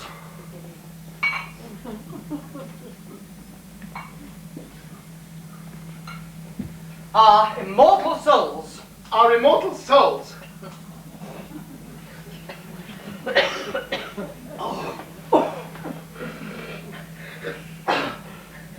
I might have known it. What? That there was going to be a break. Everything was running too smoothly, too well. I was enjoying all the small things too much. Well, there's no harm in enjoying the small things. Gilda didn't want me to. Yes, I know. Did she tell you so? Yes, she said she was uneasy. She might have had a little faith in me, I think. I hadn't got this far just to be sidetracked by a few garlands. Oh, that's what I said. I said you wouldn't be touched inside. How about you? Catching up, Leo. Popular portraits at popular prices. Good work or bad work? Good. Well, the occasional compromise, but essentials all right. Let's make the most of the whole business, shall we? Let's be photographed and interviewed and pointed at in restaurants. Let's play the game for what it's worth. Secretaries and fur coats and deluxe suites on transatlantic liners at minimum rates. Don't let's allow one shabby perquisite to slip through our fingers. It's what we dreamed many years ago, and now it's within our reach. Let's cash in, Otto, and see how much we lose by it. Come on, my boy. Success in 20 lessons, each one more bitter than the last. More and better success, louder and funnier success.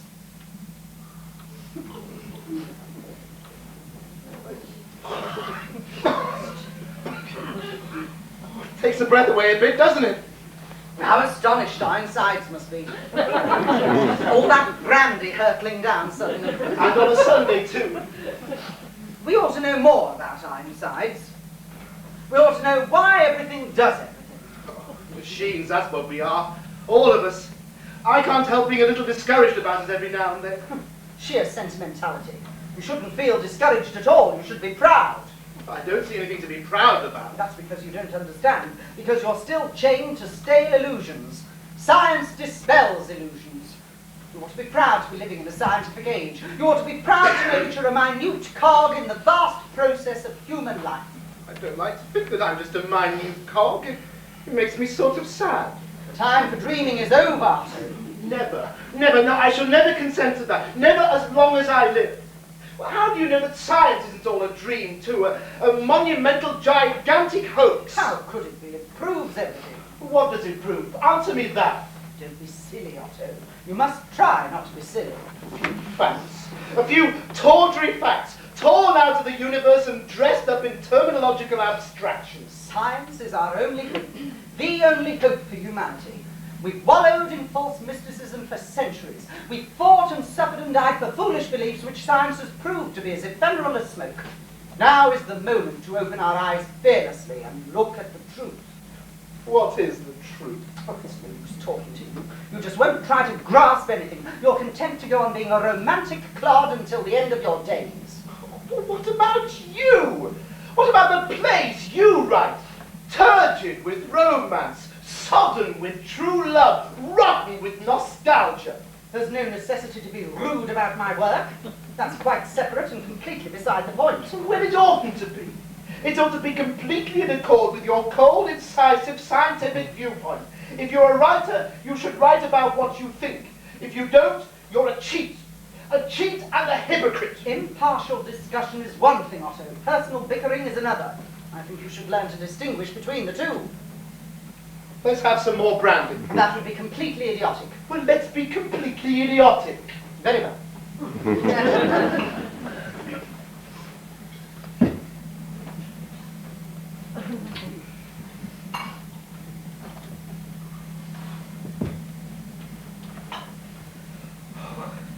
There's a certain furtive delight in doing something consciously that you know deep down inside is thoroughly contemptible. There is indeed. Oh, there isn't much brandy left. Do you think we ought to finish it? Certainly.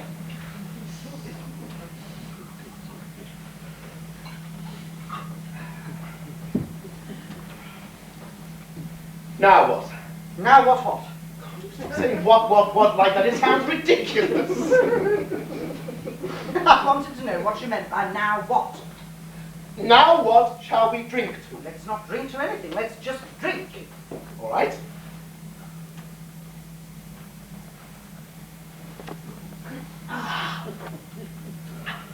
Beautiful.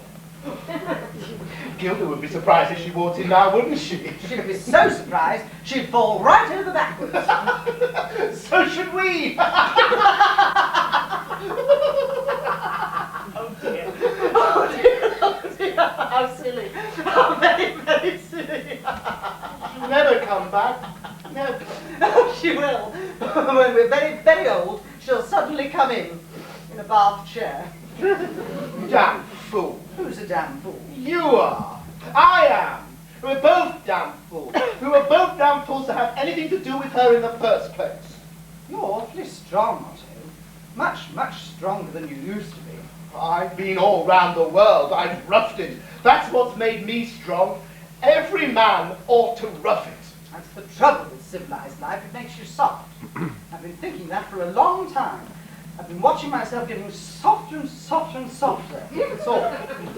It'd soon be all right if you got away from all this muck. Yes, I know, but how? Get on a ship. Doesn't matter where it's going, just get on a ship. Any ship. A small ship. How small? Very small indeed. A freighter. Is that what you did? Yes. Then I will. Where do very small ships sail from? Anywhere. Tilbury, Hamburg, Havre. Free. I suddenly realized it. I'm free. So am I. We ought to drink to that, Otto. It's something worth drinking to. Freedom's been lost to us for a long, long time. Now we've found it again. Freedom from people and things and softness. We really ought to drink to it. But there isn't any brandy left. What's that over there? Where? On the thing. Oh.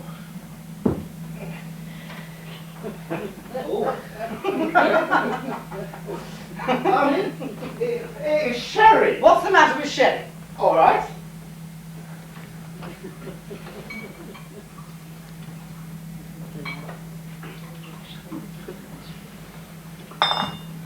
Freedom. Freedom.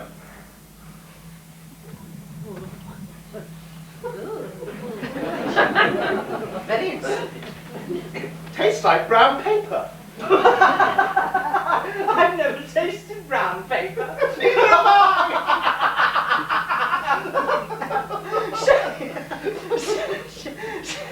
Sherry's a very ludicrous word, isn't it, when you begin to analyse it? Well, any word's ludicrous if you look at it for long enough. Well, take macaroni. That's Italian, that doesn't count. Oh, well, very well then. Rigmarole. And neophyte. And And wimple. Wimple's the word that gets me down. What is a wimple? A sort of medieval megaphone made of linen. Guinevere had one. Oh, what did she do with it? She wore it, of course. What did you think she did with it? Well, I don't know. She might have blown down it. No, it doesn't matter, does it? No, it doesn't matter. It doesn't matter in the least. I always thought that Genevieve Guinevere. I always thought Guinevere was tedious, wimple or no wimple. I'm beginning to float a little, aren't you? Just leaving the ground. Give me time. I'm just leaving the ground. Let's have some more sherry. Oh, I'm afraid it isn't very good sherry. It ought to be good. It's real old armadillo. Well, perhaps we haven't given it a fair chance.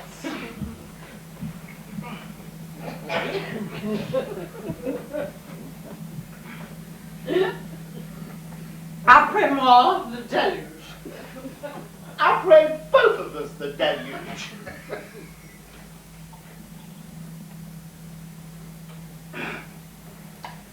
I think I shall sit down now. I'm so terribly sick of standing up.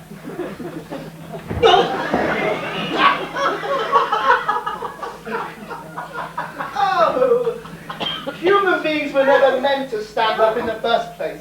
It's all been a grave mistake. Oh, what? All this stamping about. I feel ever so much happier. I don't feel angry with you or Gilda or anybody. I feel sort of at peace, if you know what I mean. I know. Keys of the city, indeed. What a damn nonsense. Too much sense of drama flouncing off like that. We've all had too much sense of drama. That's been the problem. But we won't have any more. From now on, realism, reality, and clarity of vision. What? I said clarity of vision. I'm glad Gilda's gone, really. I wouldn't have believed that I would ever feel like this again. So still and calm, like a deep, deep pool. Oh, me too. A deep pool surrounded by green rushes with the wind rustling through. Will you forgive me? Oh, for everything. It's I that should ask you that. You see, Gilda was very wearisome sometimes. I shall miss her, though. We shall both miss her. She's done a tremendous lot for us, Otto. I wonder how much we should have achieved without her. Very little indeed, I'm afraid. Terribly little. She's the only really intelligent woman I've ever known. Brilliant. And now she's gone. Because she doesn't want us anymore. I think she thinks that we don't want her anymore. But we do, Otto. We do. We shall always want her. Always, always, always. We shall get over it in time, I expect, but it will take years. I'm going to hate those years. I'm going to hate every minute of them. So am I. Thank God for each other, anyhow. That's true. We'll get along somehow. Together. Together. But we're going to be awfully, awfully lonely.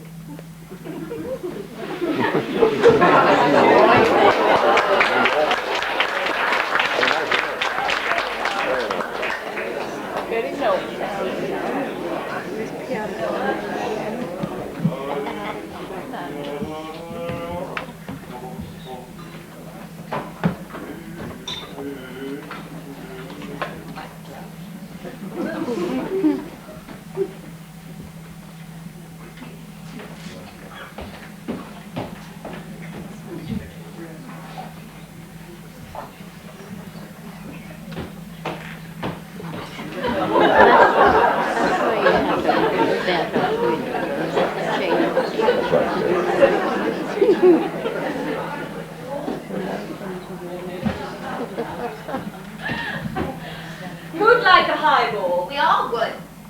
We all need it. People are wrong when they say that the opera isn't what it used to be. It is what it used to be, and that's what's wrong with it. Never again. Is there enough ice there, Henry? Yes, heaps. This is the most wonderful view I've ever seen. Next to ours. I like this better. You can see more of the river. You did all this, I suppose, Gilda?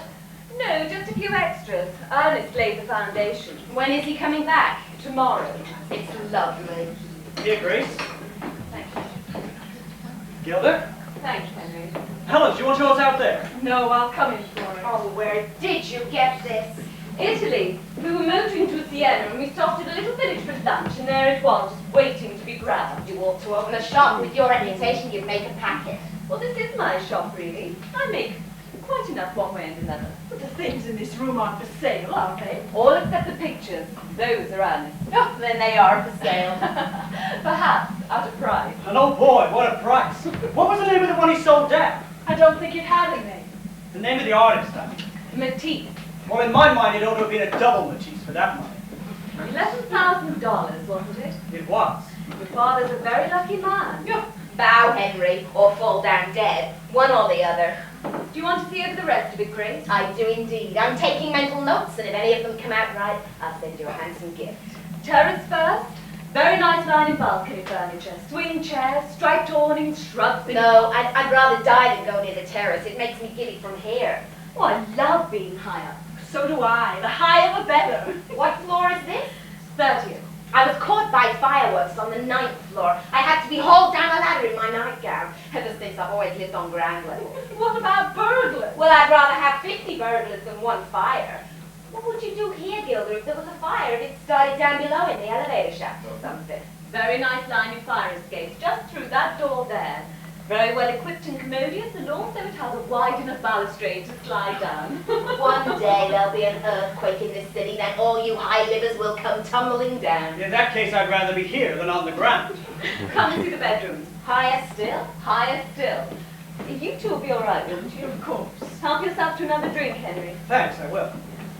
Do you want another? I haven't finished this one yet. Promise me one thing, Helen. What? That you'll never become a professional decorator. Why? Because I haven't met one yet that isn't as hard as nails. And my God, I've met hundreds. Do you think Gilda's hard? Hard? Look at her eyes. Look at the way she's piloting old Grace around the apartment. And look at the way she snapped me up over Dad's picture. You were rather awful about I it. should think I was. $11,000 for that door. I've only ever met 3 people who could tell me what it was supposed to be.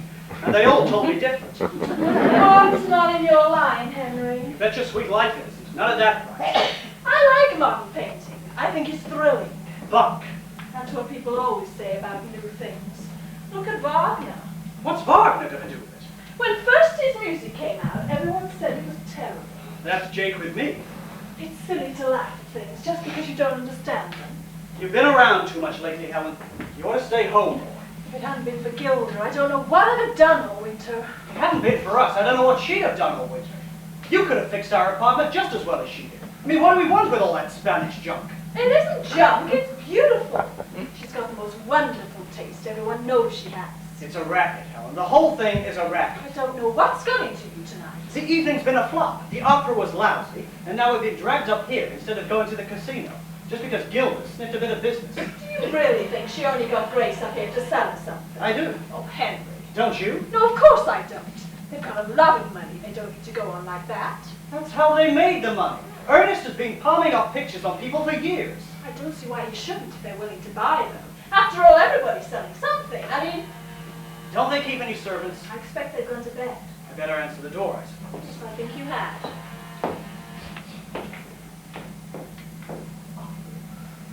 Mrs. Friedman's upstairs. I'll call her. No, don't trouble to do that. She'll be down soon. Yes, she's only showing Mrs. Torrance over the apartment. Torrance? Torrance, how very odd. I wonder if that's the same Mrs. Torrance we met in Washington. Very possibly. This is my wife, Mrs. Carver. I'm afraid I don't know your names. My name is Mercury. How do you do, Mr. Mercury? And mine is Sylvan. How do you do, Mr. Silver? How do you do, Mr. Carver? How do you do? How do you do, Mr. Carver? How do you do? Would you care for a drink? Passionately. They're over there. Help yourself. Are you old friends of Mrs. Friedman? Oh, yes. We lived with her for years. Here's to you, Mr. and Mrs. Carver. Mr. and Mrs. Carver. Here's luck. I once knew a man called Carver in Sumatra. Really? Yes, he had one of the longest beards I've ever seen. Oh, that was Mr. Idlebar. So it was. How stupid of me. You must forgive us. We've been traveling for such a very long time that we sometimes get a little confused. Yes, I expect you do. Have you been married long? 2 years. Oh dear. Oh dear. Oh dear, oh dear, oh dear. What of it? There's something strangely and deeply moving about young love, Mr. and Mrs. Carver. Youth at the helm. Guiding the little bark of happiness down the river of life. Unthinking, unknowing, unaware of the sudden perils that lie in wait for me. The sudden tempests, the sharp, jagged rocks beneath the surface. Are you never afraid? I don't see anything to be afraid of. Foolish, headstrong boy. Do you have any children? No, we have not. That's what's wrong with this century. If you were living in Renaissance Italy, you'd have been married at 14, and by now you'd have masses of children, and they'd be fashioning things of great beauty, wouldn't they, Otto? Yes, dear, they would. Well, you are, you see. The tragedy of the situation lies in the fact that you don't care. You don't care a fig, do you? I really don't know what you mean. You've been to Chuquicamata, I suppose. Where? Chuquicamata, it's a copper mine in Chile. No, we have not. Why? It doesn't matter. It's most unimportant. Why do you ask? Please, don't say any more about it. It's perfectly all right. What are you talking about? Chuquicamata. A copper mine in Chile. It's a very funny name. Do you think so? Is it an interesting place? I really don't remember. I haven't been there since I was 2. And I was never there at all in my life. Oh, Is Mrs. Torrance a nice woman? Nice. Yes, very nice. I'm so glad. One can't be too careful. People can be so deceptive. It's all a question of masks, really. Brittle, painted masks. We all wear them as a form of protection. Modern life forces us to.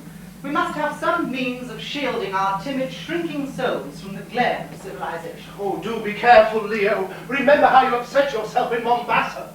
That was fish. It's very lovely in the summer because as it goes all the way round, there's always somewhere to sit. Hello. Hello, Gilda. We've come back. Yes, I see you have. This is Mrs. Torrance. Grace, these are 2 very old friends of mine, Leo Mercure and Otto Silvers. Oh, how do you do? You must forgive our clothes, but we've only just come off the freight boat. Food was delicious. I see you both have drinks. Henry, mix me one, would you? So, Well, this is delightful. You know, I haven't seen either of them for nearly 2 years. Gilda has been showing me around this perfectly glorious apartment. Don't you think it's lovely? Artistically, too careful, but professionally superb. Behave yourself, Otto. Where's darling little Ernest? Chicago. here's your drink, Gilda. Thank you. Where did you come from on your freight boat, Mr. Mercure? Manila. It was very hot in Manila. It was also very hot in Singapore. It usually is, I believe. It was cooler in Hong Kong, and in Vladivostok it was downright cold. We had to wear mittens. Life is a pleasure trip, Mrs. Carver. A cheap excursion. That was beautifully put, Leo. I shall always remember it. Oh, well, life certainly hasn't been a cheap excursion for me. Every day it gets more and more expensive. Everyone here has had the most dreadful winter. I was in Europe, of course, but they were feeling it there too. Paris particularly. Paris seemed to have lost its vitality. It used to be much more gay somehow. I used to have a flat in Paris. Well, it was more of a studio, really, but I had to leave it. They pulled it down, I suppose. They're putting down everything in Paris now. Oh, they pulled it down to the ground. It was a small edifice and it crumbled easily. It's sad, isn't it, thinking of places where one has lived not being there anymore. I remember a friend of mine called Mrs. Purdy being very upset once when her house in Dorset fell into the sea. Terrible. Fortunately, Mr. Purdy happened to be in it at the time. In my case, it was really rather more of an earthquake, really, than anything else. A small but thorough earthquake, with the room trembling, and the chandeliers swinging, and the ground opening at my feet. Oh, funny. We were talking about earthquakes just now. I've never been able to understand why the Japanese are such a cheerful race.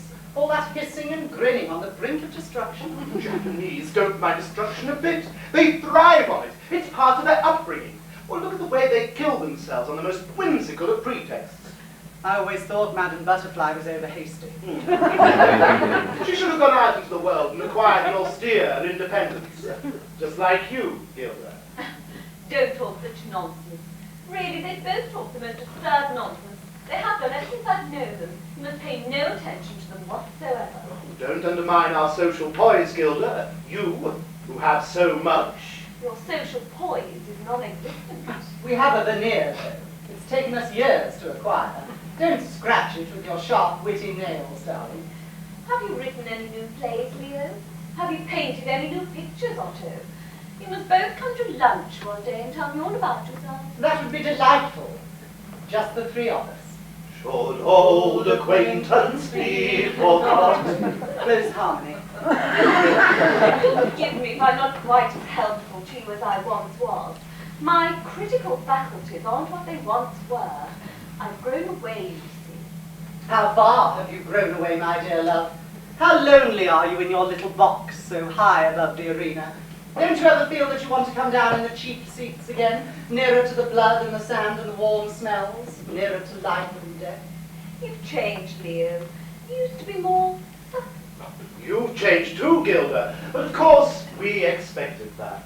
It's funny how people alter, isn't it? Only the other day in the colony, I met a boy I used to know when he was at Yale. He walked up to my table and I didn't recognize him. Just fancy.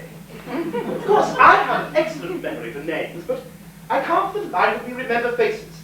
Sometimes I look at Leo quite suddenly, and I haven't the faintest idea who he is. I can remember things, though, very clearly, and past conversations and small trivial incidents. Some trick of the light, some slight movement can cause a whole flock of irrelevant memories to tumble into my mind. Just unattached fragments which might have been significant once, but which don't seem to mean anything anymore. Trees in a quiet London square, for instance. A green evening dress with earrings to match. 2 notes propped up against a brandy bottle. Odd, isn't it? Not particularly odd. Just the usual litter of an over-sentimental mind. Oh, be careful, Gilda. An ugly brawl is imminent. I'm not afraid. Oh, that's brave, when you have so much to lose. Is that a threat? We've come back. That should be threat enough. There now. That's what happens when ghosts get into the house. They try to frighten you with their beckoning fingers and their clanking chains, not realizing that they're dead and unable to harm you anymore. That's why one should never be afraid of them. Only sorry for them, poor little ghosts. How uncomfortable it must be to wander through empty passages, not feeling wanted very much. You see, Gilda can talk nonsense too. Oh, that wasn't nonsense, Leo. That was a flight of fancy, tinged with the macabre, reeking with allegory, a truly magnificent achievement. It certainly requires a vivid imagination to describe this apartment as an empty passage. Oh, shut up, both of you. You're behaving abominably. We're all behaving abominably. The veneer is wearing thin. Even yours, Gilda. This really is the most extraordinary conversation I've ever heard. Fascinating. Fascinating, don't you think? Fascinating to lift the roofs a fraction and peep down into the house. Not when the people inside know that you're looking at them. Not when they're acting for you and strutting about and showing off. How does it feel to be so secure, Gilda? Tell us about it. Another drink, Henry? No thanks. I really think we ought to be going now. Oh, I'm so sorry. Watch the smooth wheels going round. Reach for a mirage. I'm going to, Gilda. Can I drop anybody? No thanks, our car is outside. Good night, Mr. Mercure. Good night. Good night. Can I drop you anywhere? No, we're staying a little longer. No, Otto, go now. Go with Grace. Phone me in the morning. We can all talk then. We want to talk to you. Phone me in the morning. I'm tired. I've had a very hard day. We want to talk now. But I'm tired, I tell you. Terribly, terribly tired. I say I've had a hard day. Oh, I see. Come along, Henry. Good night, Gilda. It's been a lovely... My car's outside and you're coming now. Good night, Gilda. Call for the elevator, Henry. Well, you both behaved abominably. Couldn't you have waited until they'd gone? They wouldn't go. They were going to stay forever and ever and ever. You must go right away. Go with Grace. She'll gossip all over town if you don't. Here's my key. Come straight back. Oh, intrigue. A nice state of affairs. Good old Decameron. Get a taxi and be back in 10 minutes. Mwah!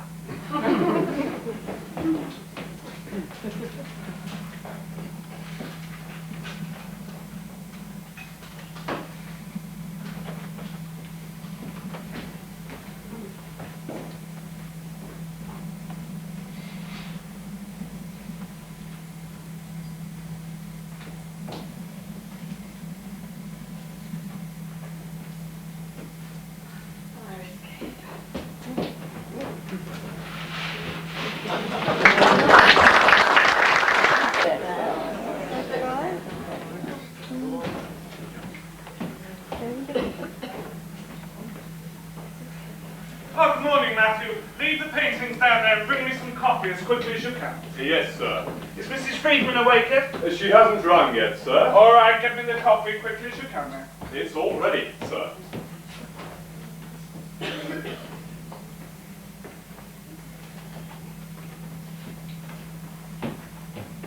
Perhaps you'd like to have it out on the terrace, sir. No, this will do, Matthew. Did you have a good trip, sir? No, Matthew. I did not. Very good, sir. Thank you.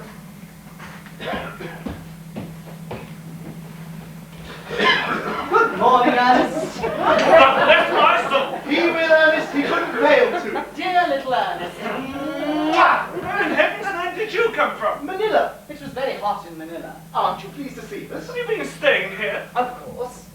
Since when? Last night. Where did you sleep? Upstairs.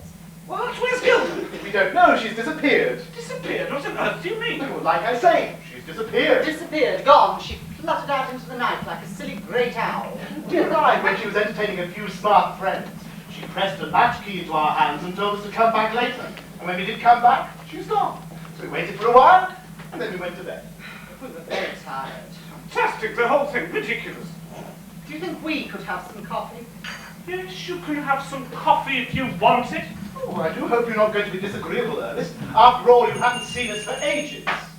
Disagreeable? Do you expect me to be? I arrive home after 20 hours in the train to find Gilda gone and you two staying in the house uninvited and wearing my pyjamas. We'll take them off at once if you like. You'll do no such thing. 2 more cups, Matthew. Yes, sir. Had you warned Gilda that you were coming? We just arrived. It was a surprise. What do you want? Why do you ask that? What I say, why have you come? What do you want? We want Gilda, of course. You've gone out of your mind. Not at all. It's quite natural. We've always wanted Gilda. How dare you? You're out of your mind. Are you aware she's my wife? Oh, don't be silly, Ernest. You're a dear old pet, Ernest, and we're very, very fond of you. We know perfectly well that Gilda could be married to you 50 times over and still not be your wife. Do you want some fresh coffee, sir? No, there's enough here, Matthew. Thank you. Can I get you some grapefruit, sir? Or an egg? No, thank you. For you, sir? No, thank you. That will do, Matthew. Thank you. Yes, sir. Do you imagine that you have the slightest right to walk in here and demand my wife? Oh, just stop saying my wife in that complacent way, Ernest. It's absurd.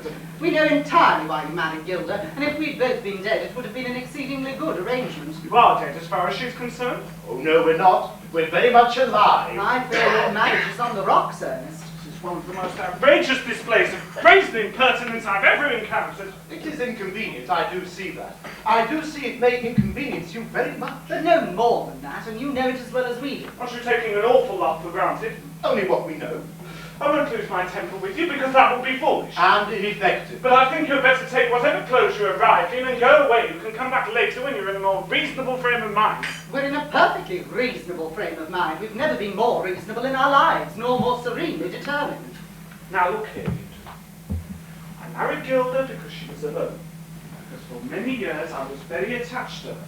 We discussed the whole thing from every angle before we decided. I know all these circumstances intimately. I knew exactly how much she loved you both. And I'm afraid how little you loved her. You practically ruined her life and made her very unhappy with your egotistical, casual passions. Well, now you can leave her alone. She's worked hard and built up a reputation for herself. Her life is fully occupied and she's completely contented. Leave her alone. Go away. Go back to Manila or wherever you came from and leave her alone. Admirable, Ernest, admirable, but not strictly accurate.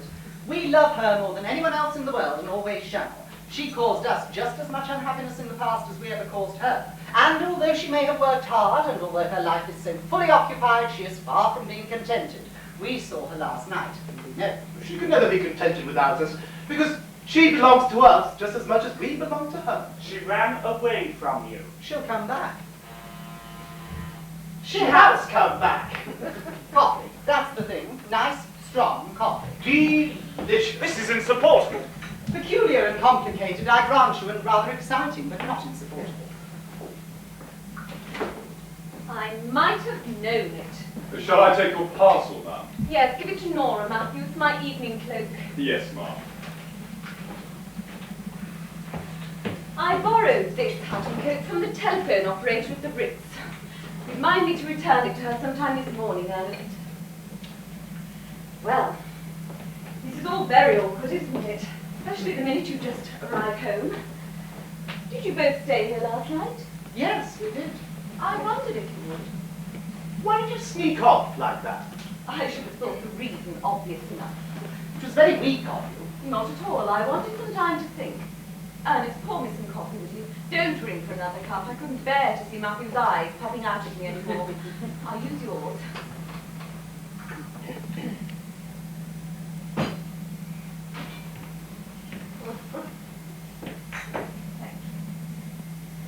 Now then.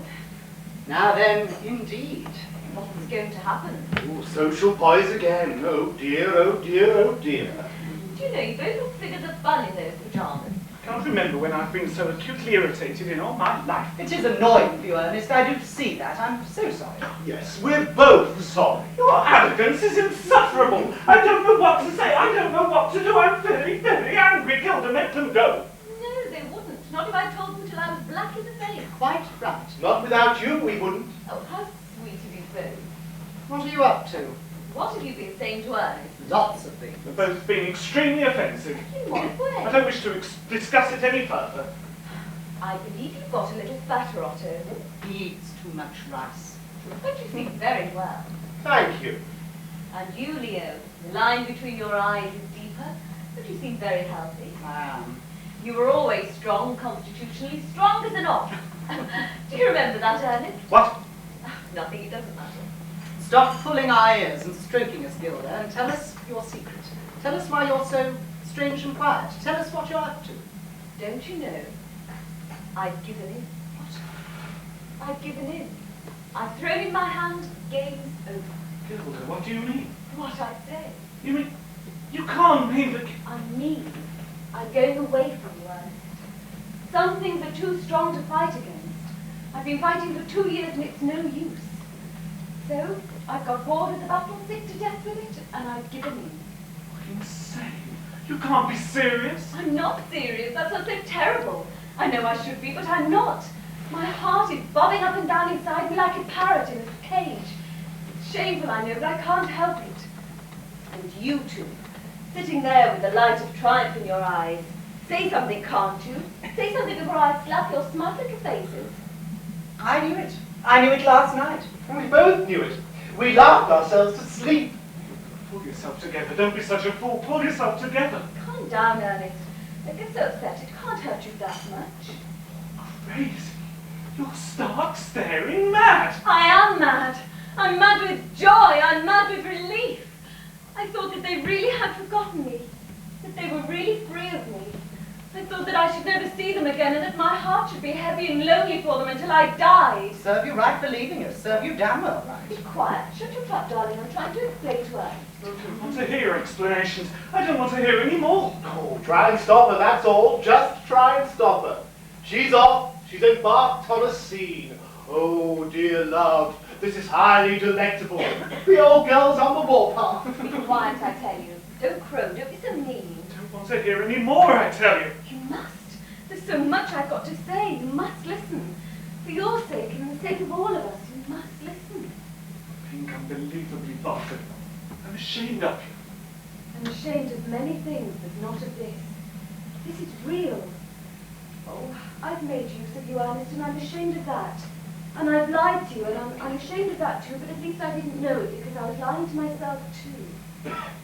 I took refuge in your kind, gentle friendship. And I tried to pretend that that was enough, but it wasn't. Oh, I talked and laughed and entertained your friends. I'd be excellent company and very efficient. I'd worked hard and bought things and sold things. All the time pretending that my longing for these two was fading. But it wasn't.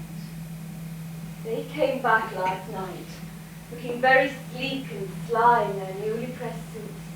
And the moment I saw them, I knew it was no use pretending anymore. Oh, I tried to fight it, honestly I did. I ran away from them, and I walked about in the streets, and I sat in child, weeping into glasses of milk. Oh, Ernest, you who've understood so much, understand just this much more and try to forgive me, because I can't live without them, and that's that. I gather the fact that I'm your husband is of no importance to you. It's never been anything more than a comfortable sort of arrangement, has it? Obviously not as comfortable as I imagined. Exquisitely comfortable and easygoing and very, very nice.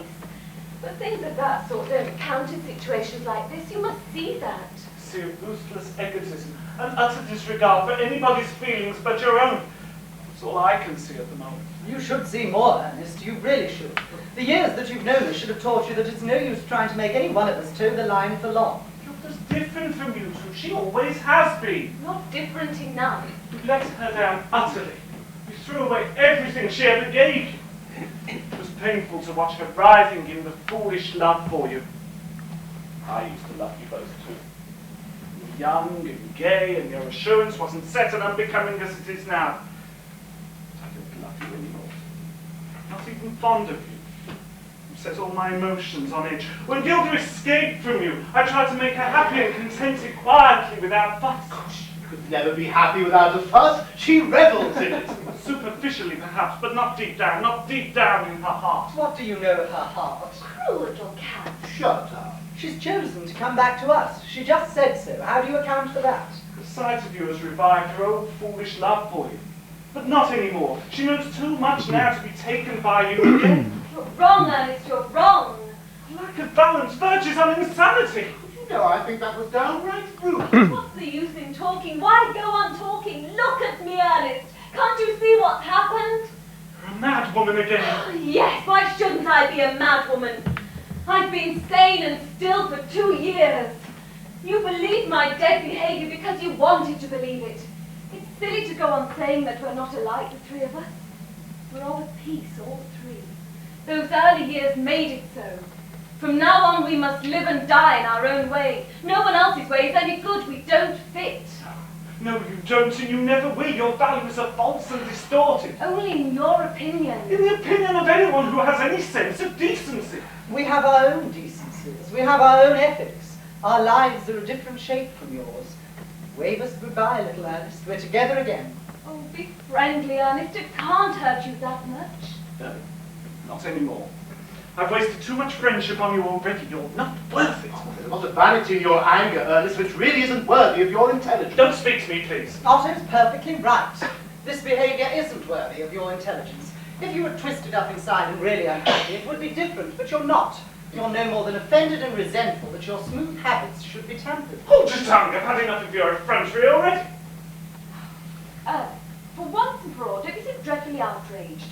Calm down. You understand so much more. You overrate my capacity for understanding. I don't understand. The whole situation is revolting to me. I never could understand. I never will understand this disgusting, three-sided, erotic hodgepodge. Good heavens! King Solomon had 100 wives and was thought very highly of. I can't see why Gilda should. Your ill-timed flippancy is only in keeping with the rest of your execrable taste. Oh, certain emotions transcend even taste, Ernest. Well, take anger, for example. Look what anger's doing to you. You're blowing yourself out like a frog. Be quiet! Be quiet! Why should we be quiet? You're making enough row to blast the roof off. And why should you have the monopoly of noise? Why should your pompous moral pretensions be allowed to hurtle across the city without any competition? We've all got lungs, let's use them. Let's shriek like mad, let's enjoy ourselves. Oh, dear, this is ludicrous. It is ludicrous! It's ludicrous to think that I was ever taken in by you. That I ever mistook you for anything but the worthless degenerates that you are. There's not a decent sense amongst the lot of you. You're shifty and irresponsible and abominable, and I never want to see you again.